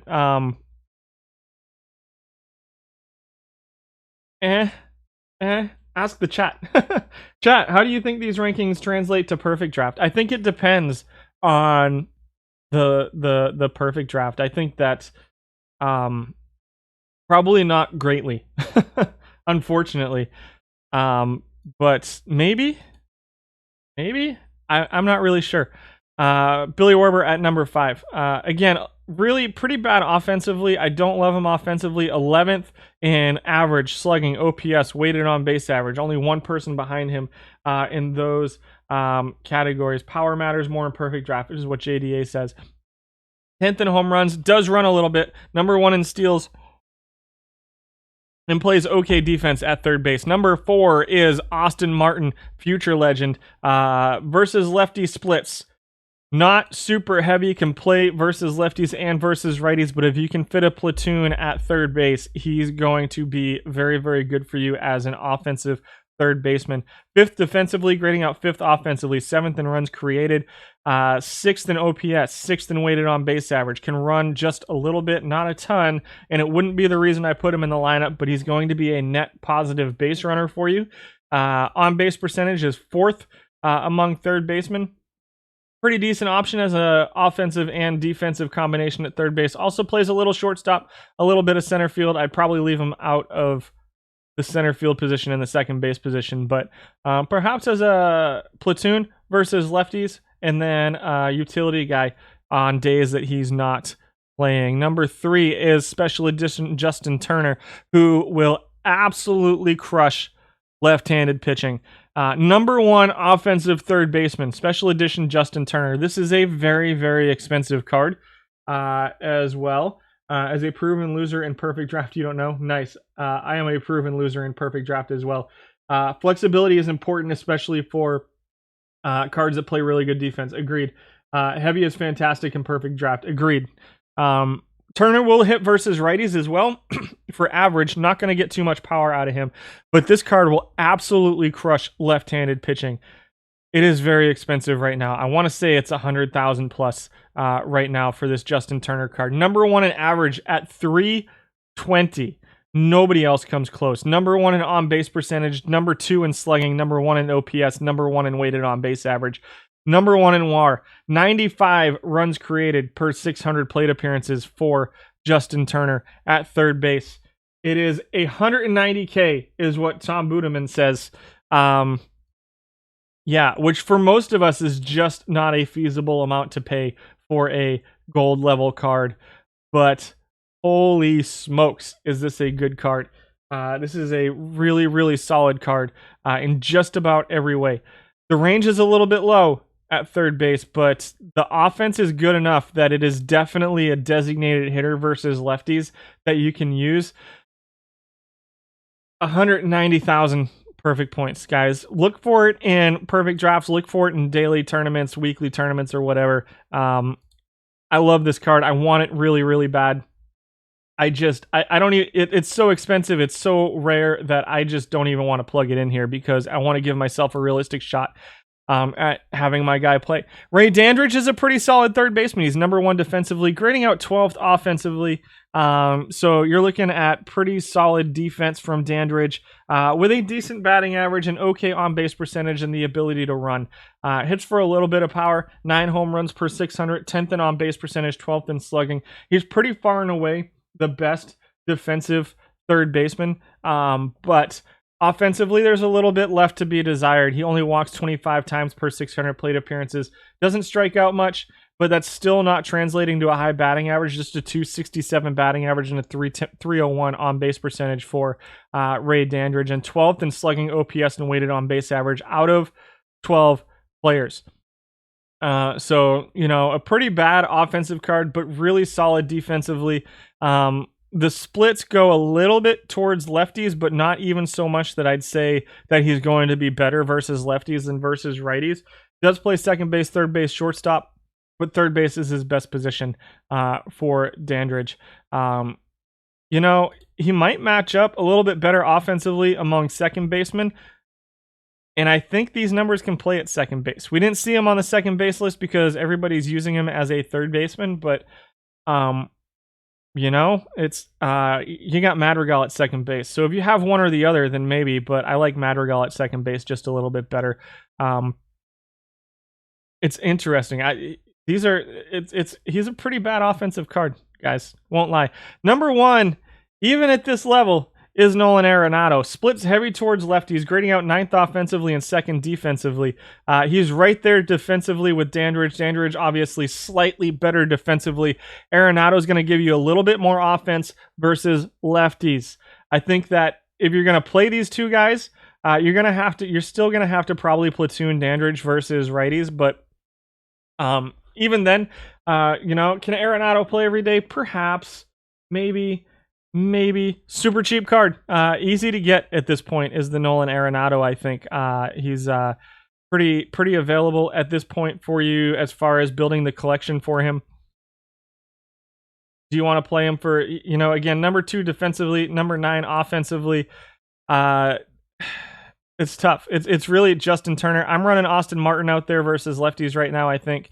Third base is kind of I wouldn't call it a wasteland at this point in gold, but it's definitely not the strongest position in gold right now. Sandoval looks like an interesting option at third base as well. I don't know how much the Sandoval card goes for right now. It's really like if you can get your hands on Turner, he's probably the guy I play.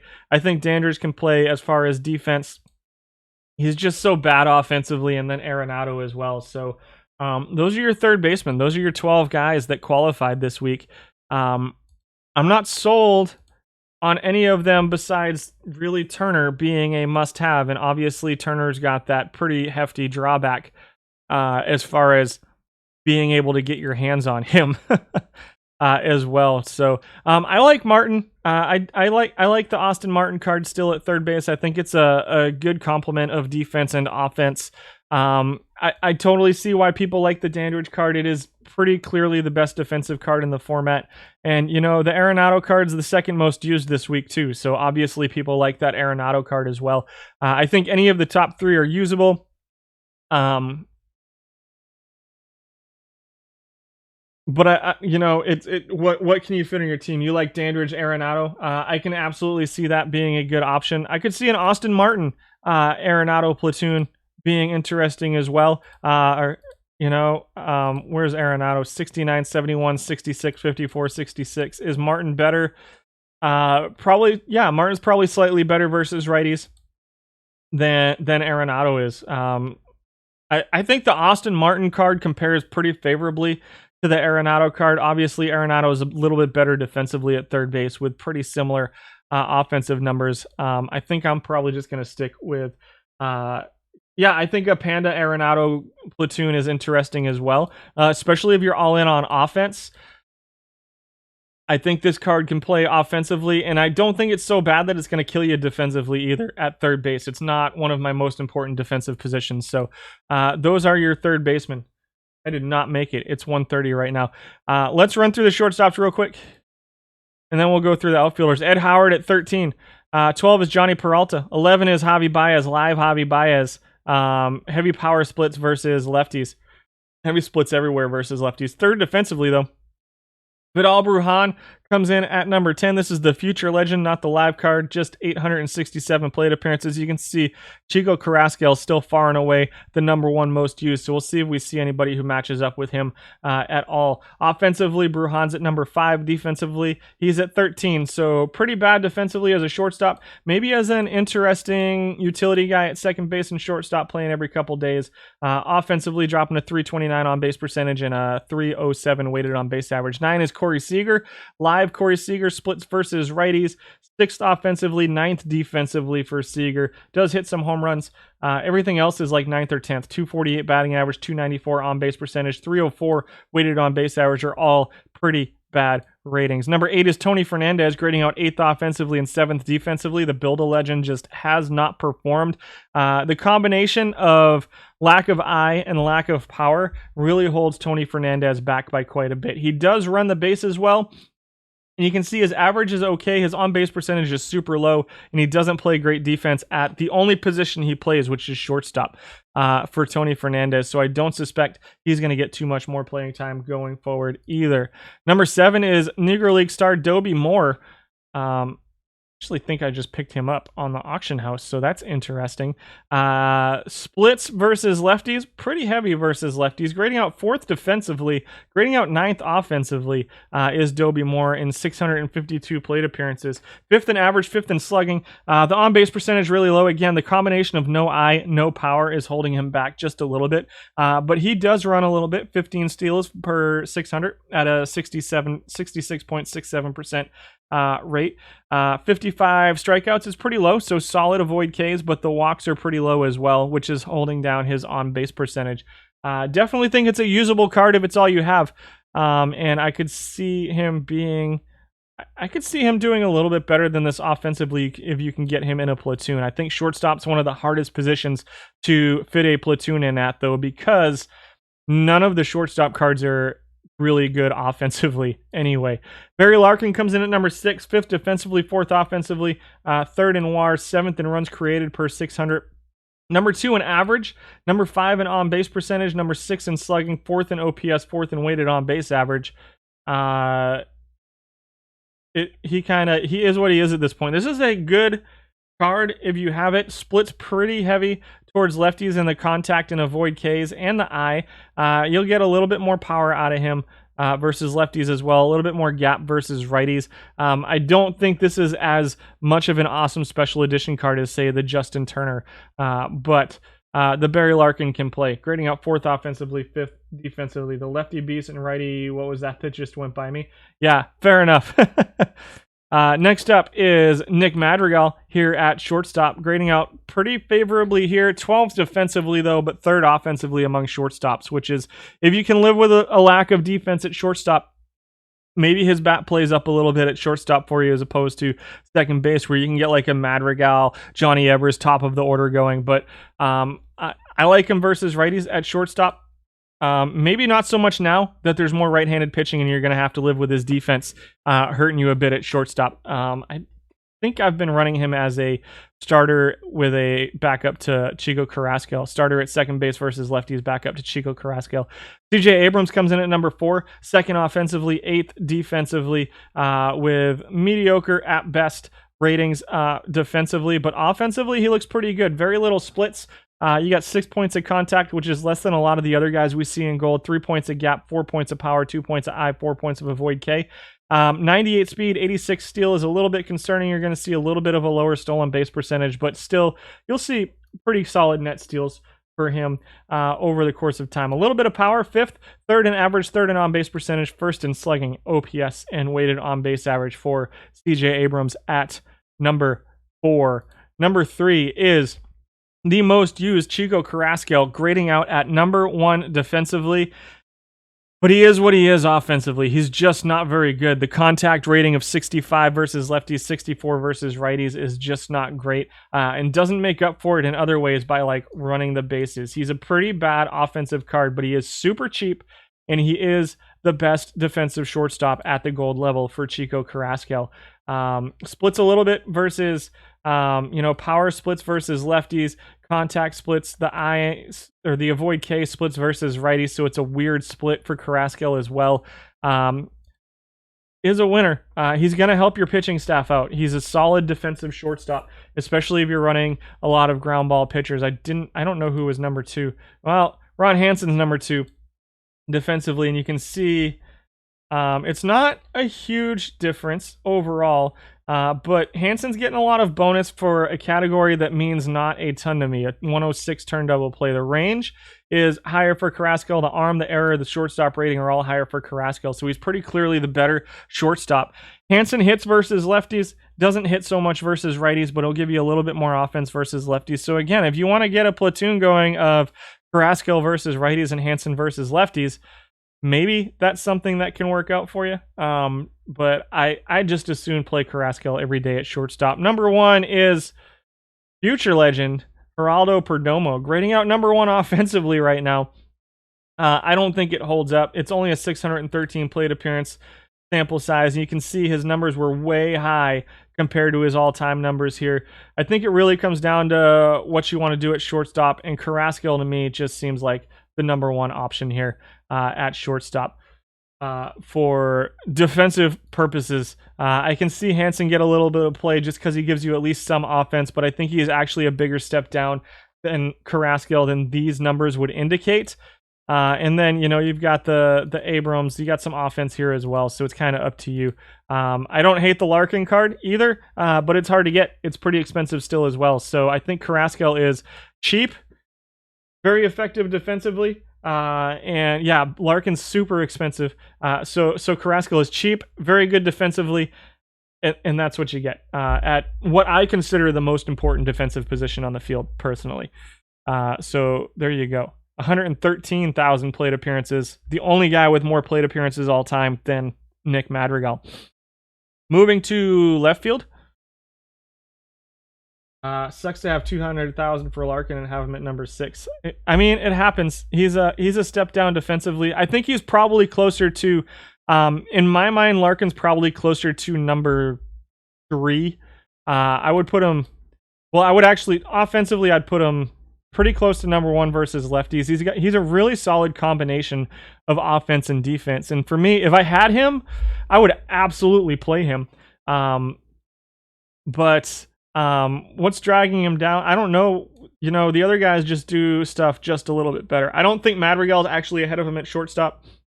Maybe slightly better than him offensively, but not at shortstop. Abrams is, to me, very close to not playable defensively at shortstop. So you run into Chico, who I think Larkin's pretty not comparable to defensively. Like, it's not even really that close, but Larkin's going to be way better offensively.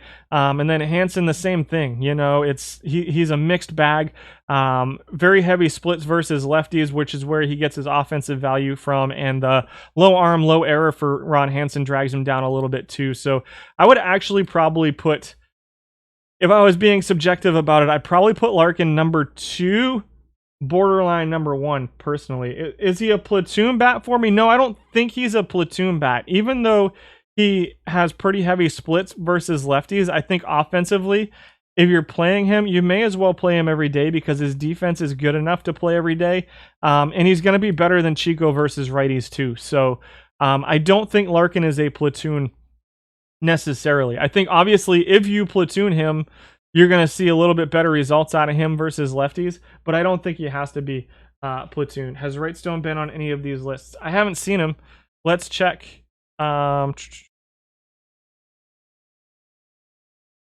I have 300. Oh, we haven't gotten to the outfield yet. So, but he's a 220, 258, 398, 655 OPS. Looks pretty low compared to most left fielders.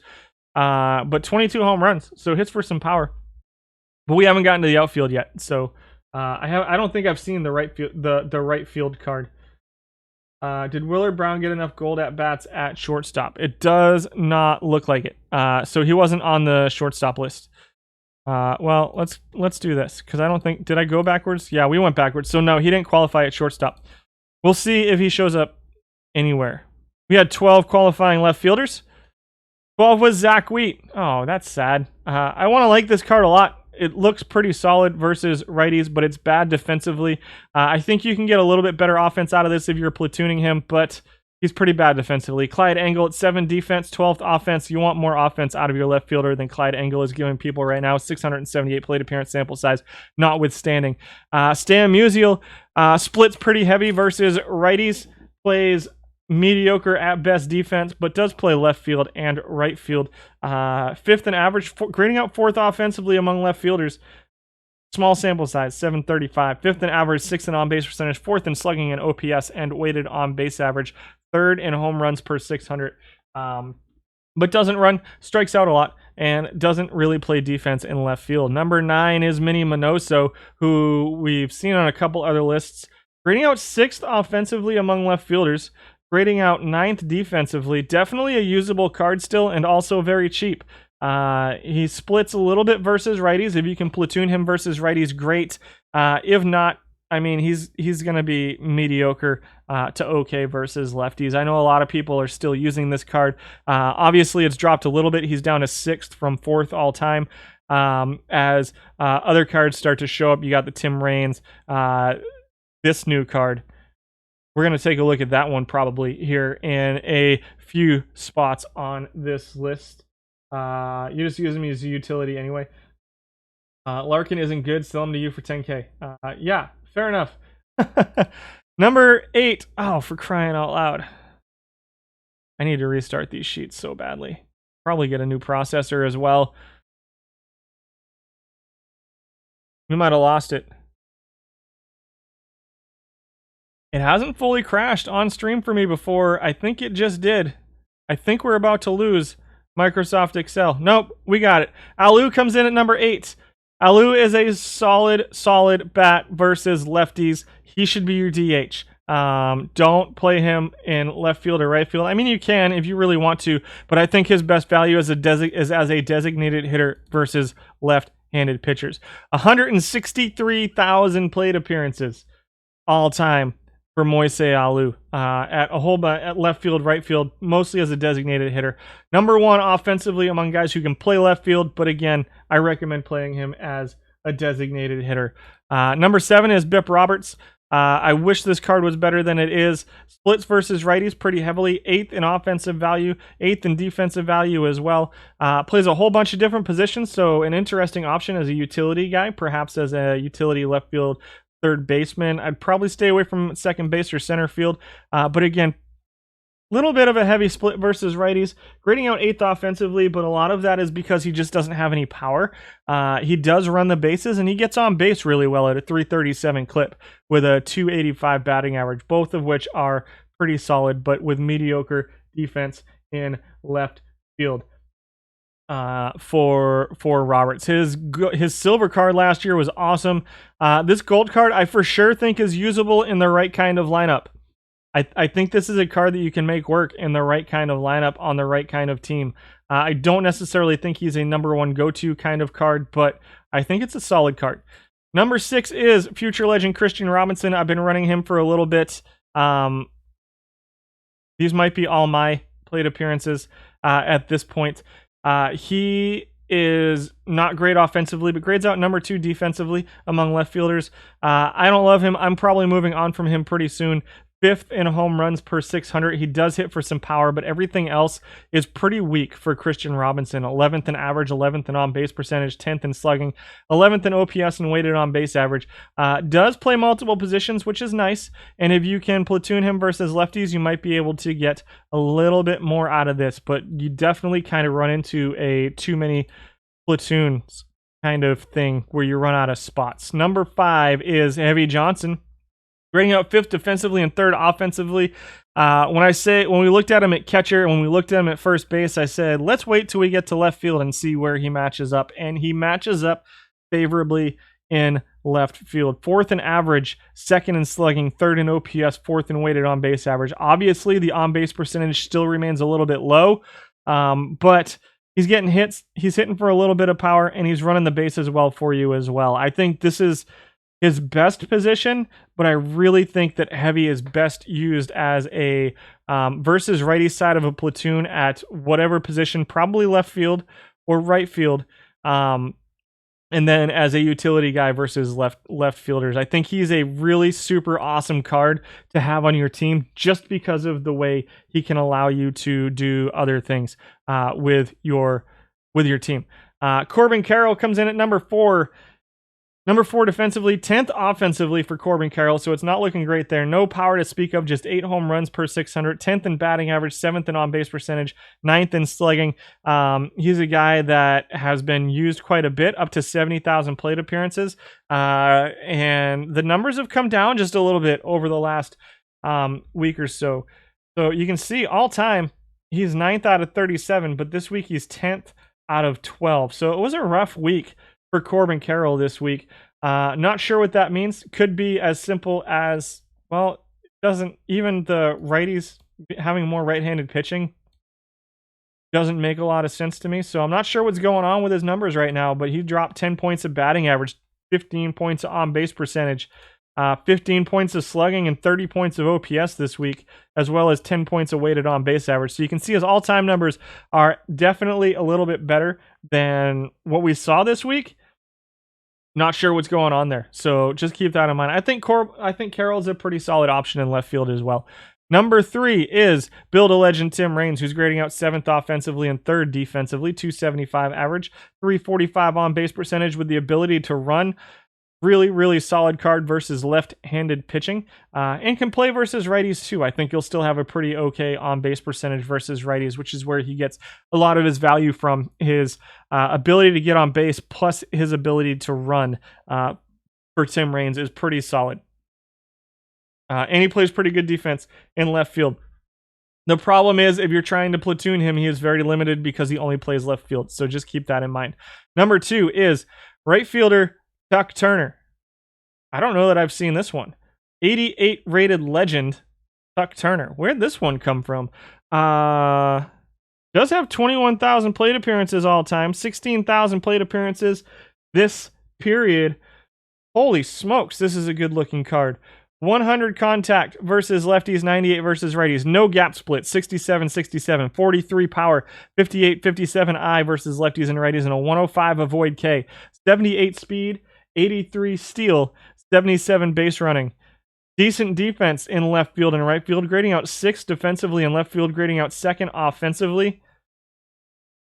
This is a very interesting looking card. Looks like he gets a lot of plays as a right fielder as well. So we'll see if he shows up on that list. We got knocked out of the tournament. That's sad. Always embarrassing. How much is he? Probably expensive now, huh? 24,000. With the last 10 of 18. This is a decent looking card. This is, I don't think it's one that you need to go out and get right now to drive the price up or anything like that. But I think this is a card that can play. It can do a lot for you. You thought people were asking for this in the BST for a while. Maybe. Lead off left field. Yeah, for sure. I can absolutely see this card being a solid card here in gold. Number 1 in average at 305, so not quite Justin Turner levels, but 350 on base percentage with the ability to run. Yes, please. 407 slugging, 2nd in OPS, 2nd in weighted on base average, number 2 in runs created, and good defense to go along with it. Solid looking gold card. I like it. I like it. Do I want to spend 24,000 on it? I don't know. That's a tough one.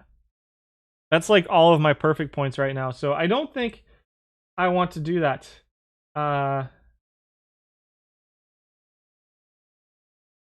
That's tough. You know what?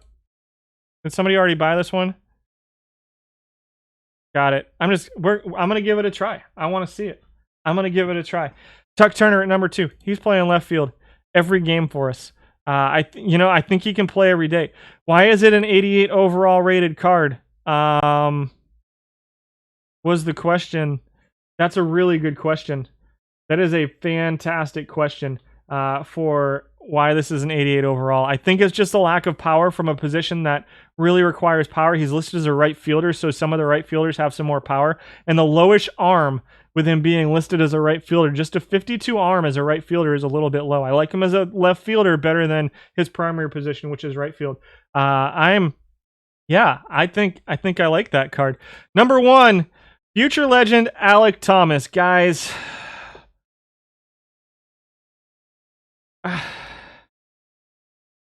remember last year? So for those of you who watched the stream before I got on the Out of the Park channel, the first stream I did, or the second stream I did with tournament stats was silver. So I started with bronze and then I went to silver. And the one card out of that set that I went, man, I really want this card, was the silver Alek Thomas Future Legend card.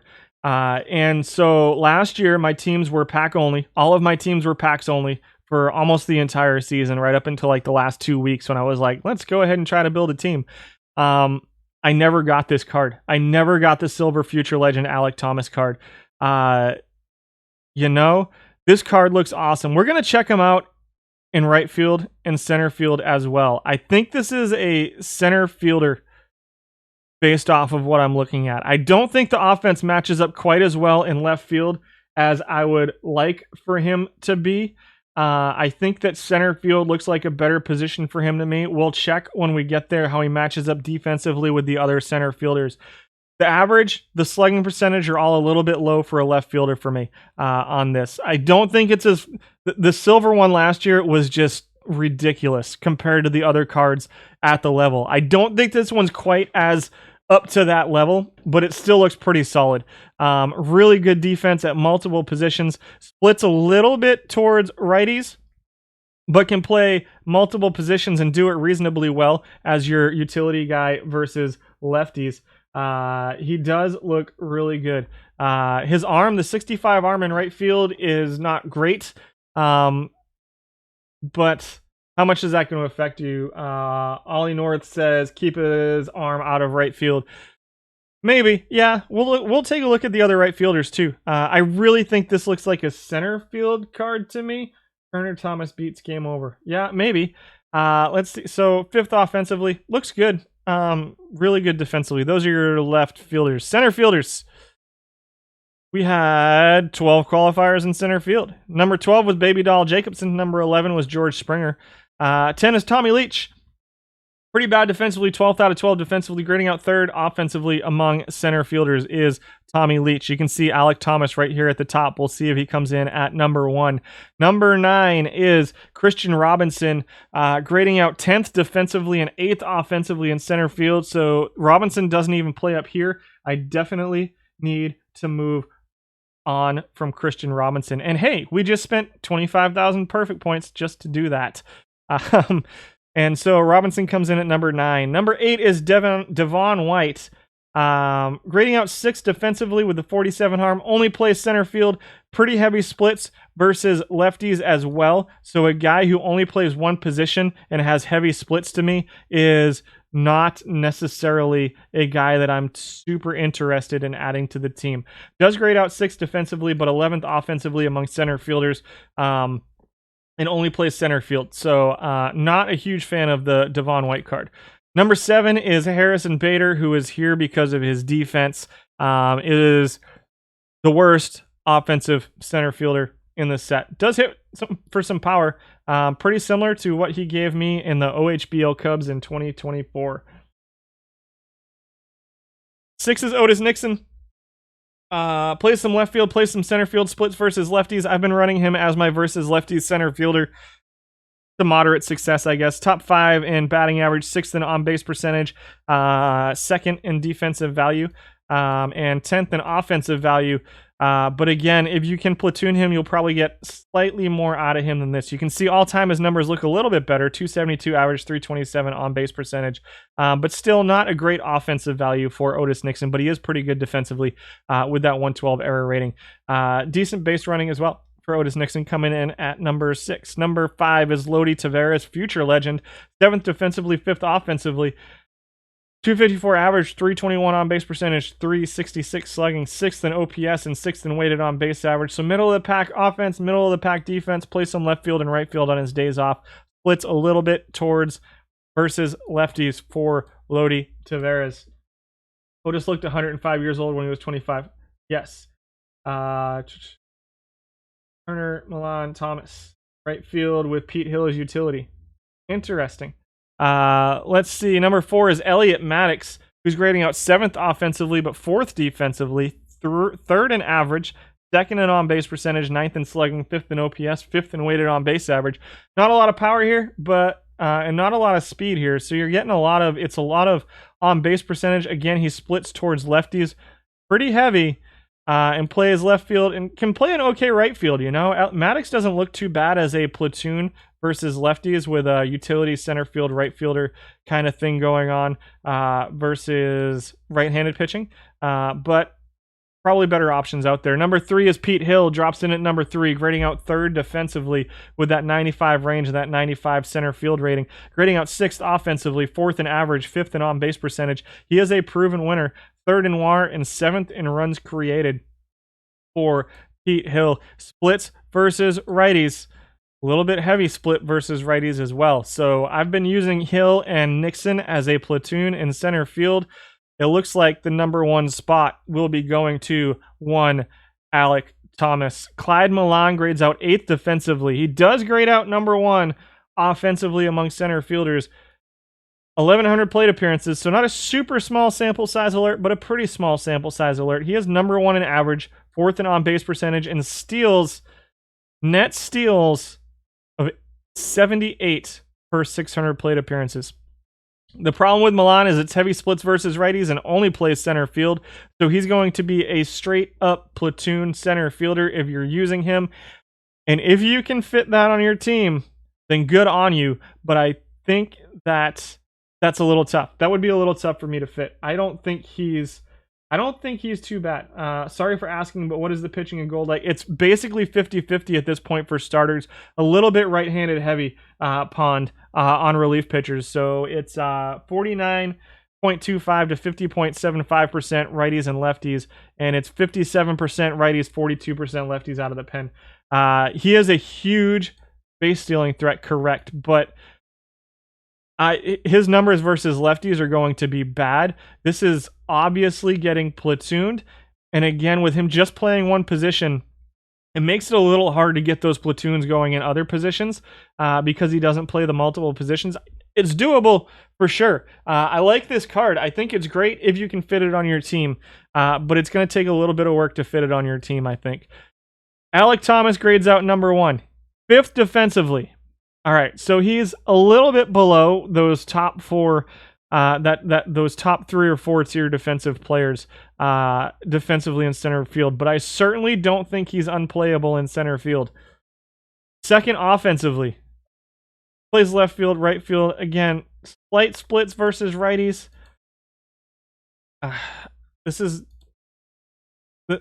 He's doing it to me again. Alek Thomas.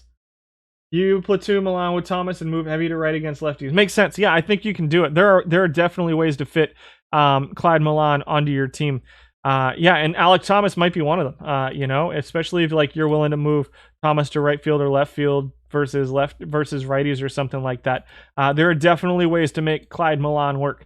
It just takes a little bit of work. Alek Thomas grades out number one among center fielders. Again, just a tick below those other guys. I definitely think the 90 range with the 89 center field rating and the 86 error is playable in center field. Milan's a little bit below him, obviously. Pete Hill with the 95 range, 96 is grading out 3rd, but the error is a little bit lower too, right? Elliot Maddox, I think, is pretty clearly slightly better is slightly better than Thomas in center field. Let's see, who else was it? Nixon is maybe a little bit better. The error rating is great. The range is actually a little bit below. So I might even put Alek Thomas on the same level defensively as Nixon. And Bader obviously is the number one defensive center fielder, but I think Thomas is a clear upgrade offensively over Bader to the point that this card looks awesome. They did it again. They made another Alek Thomas card that I feel like I have to add to my team. Right fielders, we had 13 qualifiers. It's Bobby Abreu Special Edition at 13, Oscar Gamble at 12, Joey Gallo at 11, 10 is John Wilson. 660 plate appearances for Wilson. He's grading out 12th offensively and 6th defensively. I think we can all agree that there's probably better options out there. Heavy splits versus righties for Wilson and only plays right field. Makes it a little hard to get him in the lineup and has a very low arm for a right fielder. Harry Heilman comes in at number 9. Pretty heavy lefty splits for Heilman. And a very bad right-handed rating. So maybe as a designated hitter versus lefties, but I mean, Moise Alou is going to be better versus lefties, I think. Although Heilman's grading out number one offensively among right fielders, which Alou is listed under. So a 289 average, 349 on base percentage, 438 slugging, number one in OPS, number one in weighted on base average, number 2 in runs created versus is Harry Heilman among right fielders, number 2 at 83 runs created per 600. Number 7 is Ty Cobb, who can probably run as your versus righties designated hitter. Grades out number 2 offensively in right field, 11th defensively in right field. So definitely a designated hitter option for Ty Cobb. I would probably stay away from him in right field at number 8. Just a lucky week for who? Heilman? I mean, his numbers are kind of right in line with the rest of his numbers too. So I think you can get good numbers out of Heilman. But it's also not a huge sample size. So keep in mind when we see Alou, it's like 22,000. It's like 19,000 plate appearances or something. So probably more than that. It's probably closer to like 60,000 or something like that over the last week for Alou. So keep in mind that it's a huge sample size on him. There he is right there. Grades out 10th defensively in right field, 3rd offensively. 289 average, which is exactly what Heilman has. 332 on-base percentage is a little bit lower. Slugging at 4, 10 points of slugging over Heilman. OPS at 781. Heilman has 6 points of OPS, and weighted on-base average is 5 points towards Heilman. They're pretty comparable. Pretty comparable base runners as well. Heilman's got the sack bunt that you can add in there. I think overall, Alou is probably the better choice as your designated hitter versus lefties at this point. Hits for a little bit more power too. I think Heilman at 15, just like 2 home runs more. They're really, really similar versus lefties. Alou, I think, gets the nod versus righties over Heilman. So if for whatever reason you're playing Alou as like your backup right fielder for if players get tired or something, I think that Alou is better versus righties. 5th all time. Heilman is 5th most used all time. So it's still it's a good sample size on Heilman. I just think Alou is slightly better. Number 6 is George Springer, here because of his defense. Who cares about defense in right field, right?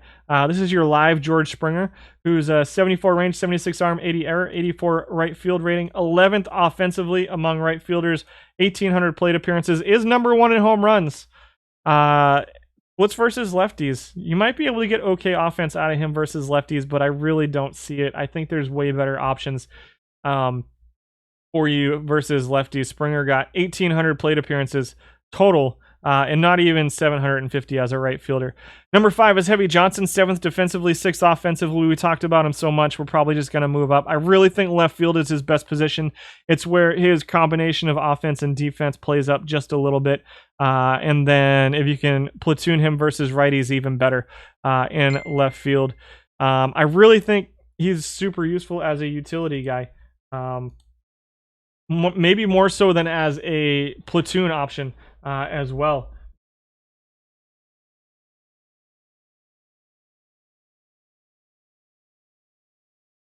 Number 4 is there's Tuck Turner again.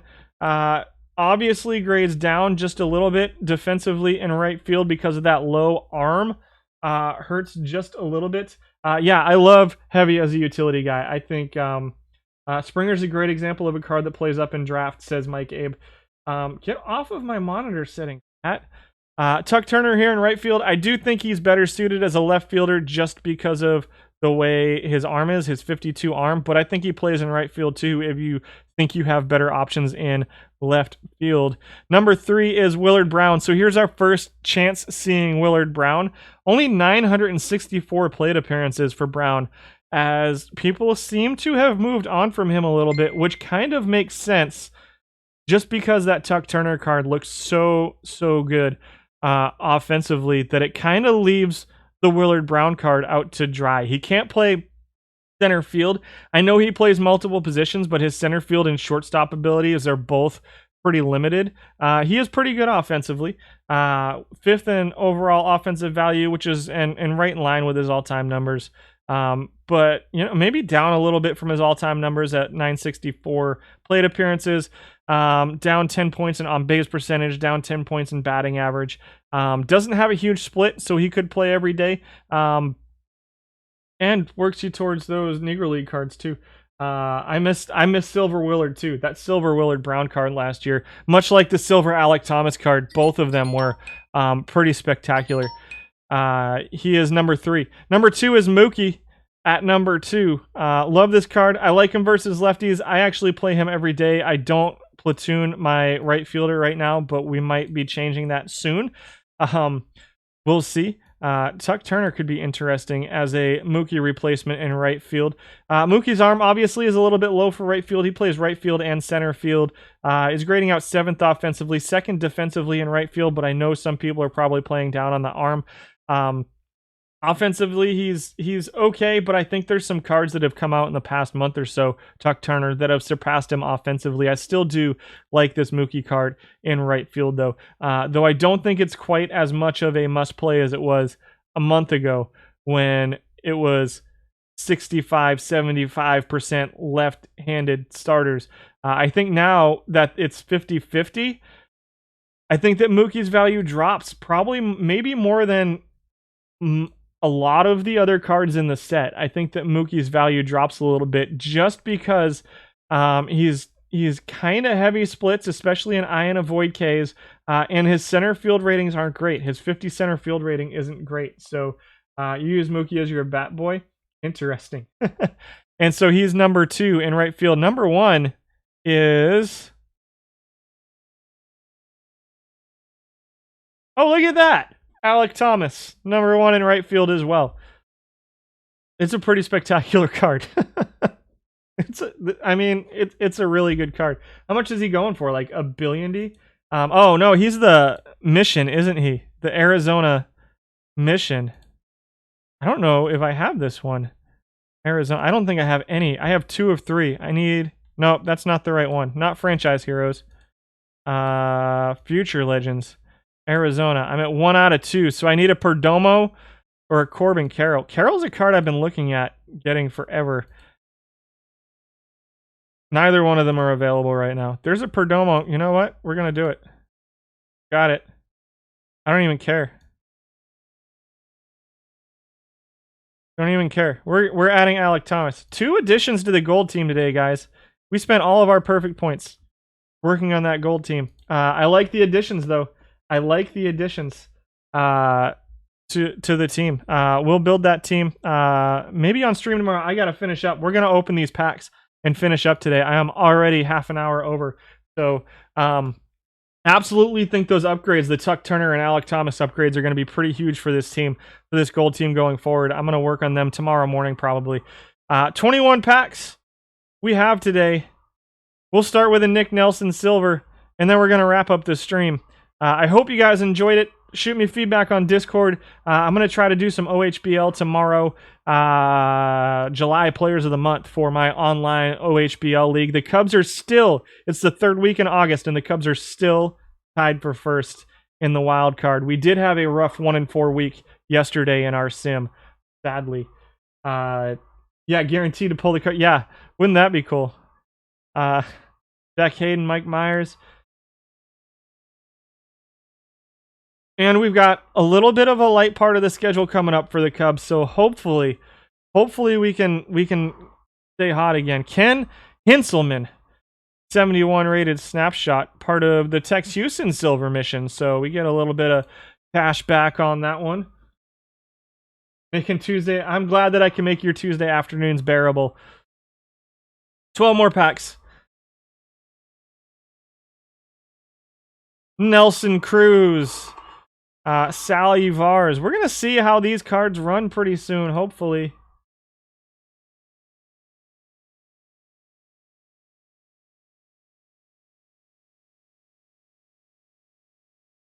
Don't kid myself into keeping everyone. Well, it's past the trade deadline, so I had some trades I was working on, but it's really next year is the year that I'm kind of in go for it mode.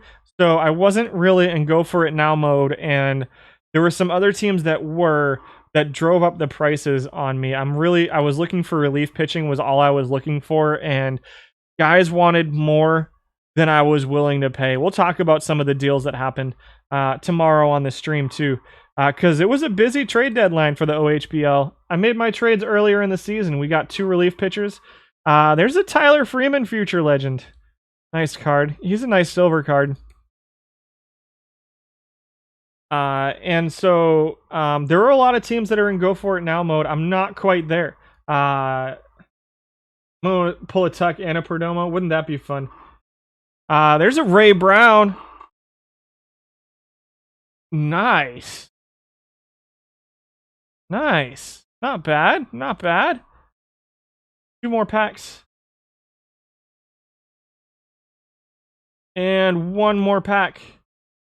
Last pack. Guys, thanks for hanging out with me today. Hopefully you enjoyed it. The packs were not awesome.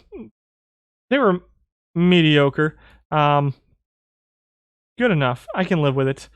I'm going to work on that gold team tonight after work. I got to get going like right now. I'm late for the gym, and the person who's going with me is not happy about it. So, so we're going to run now. Guys, thanks for hanging out with me. Tomorrow around noonish Central Standard Time, we'll be on for Players of the Month for the OHPL, Minor League Players of the Month. So thanks, guys. Enjoy the rest of your day, and if you don't hop on my stream tomorrow, then we'll see you next week. I want to see if this Iron Tournament has opened yet. Not yet. So hopefully it opens sometime in the next day or so. Thanks, guys. Enjoy, and we'll see you later.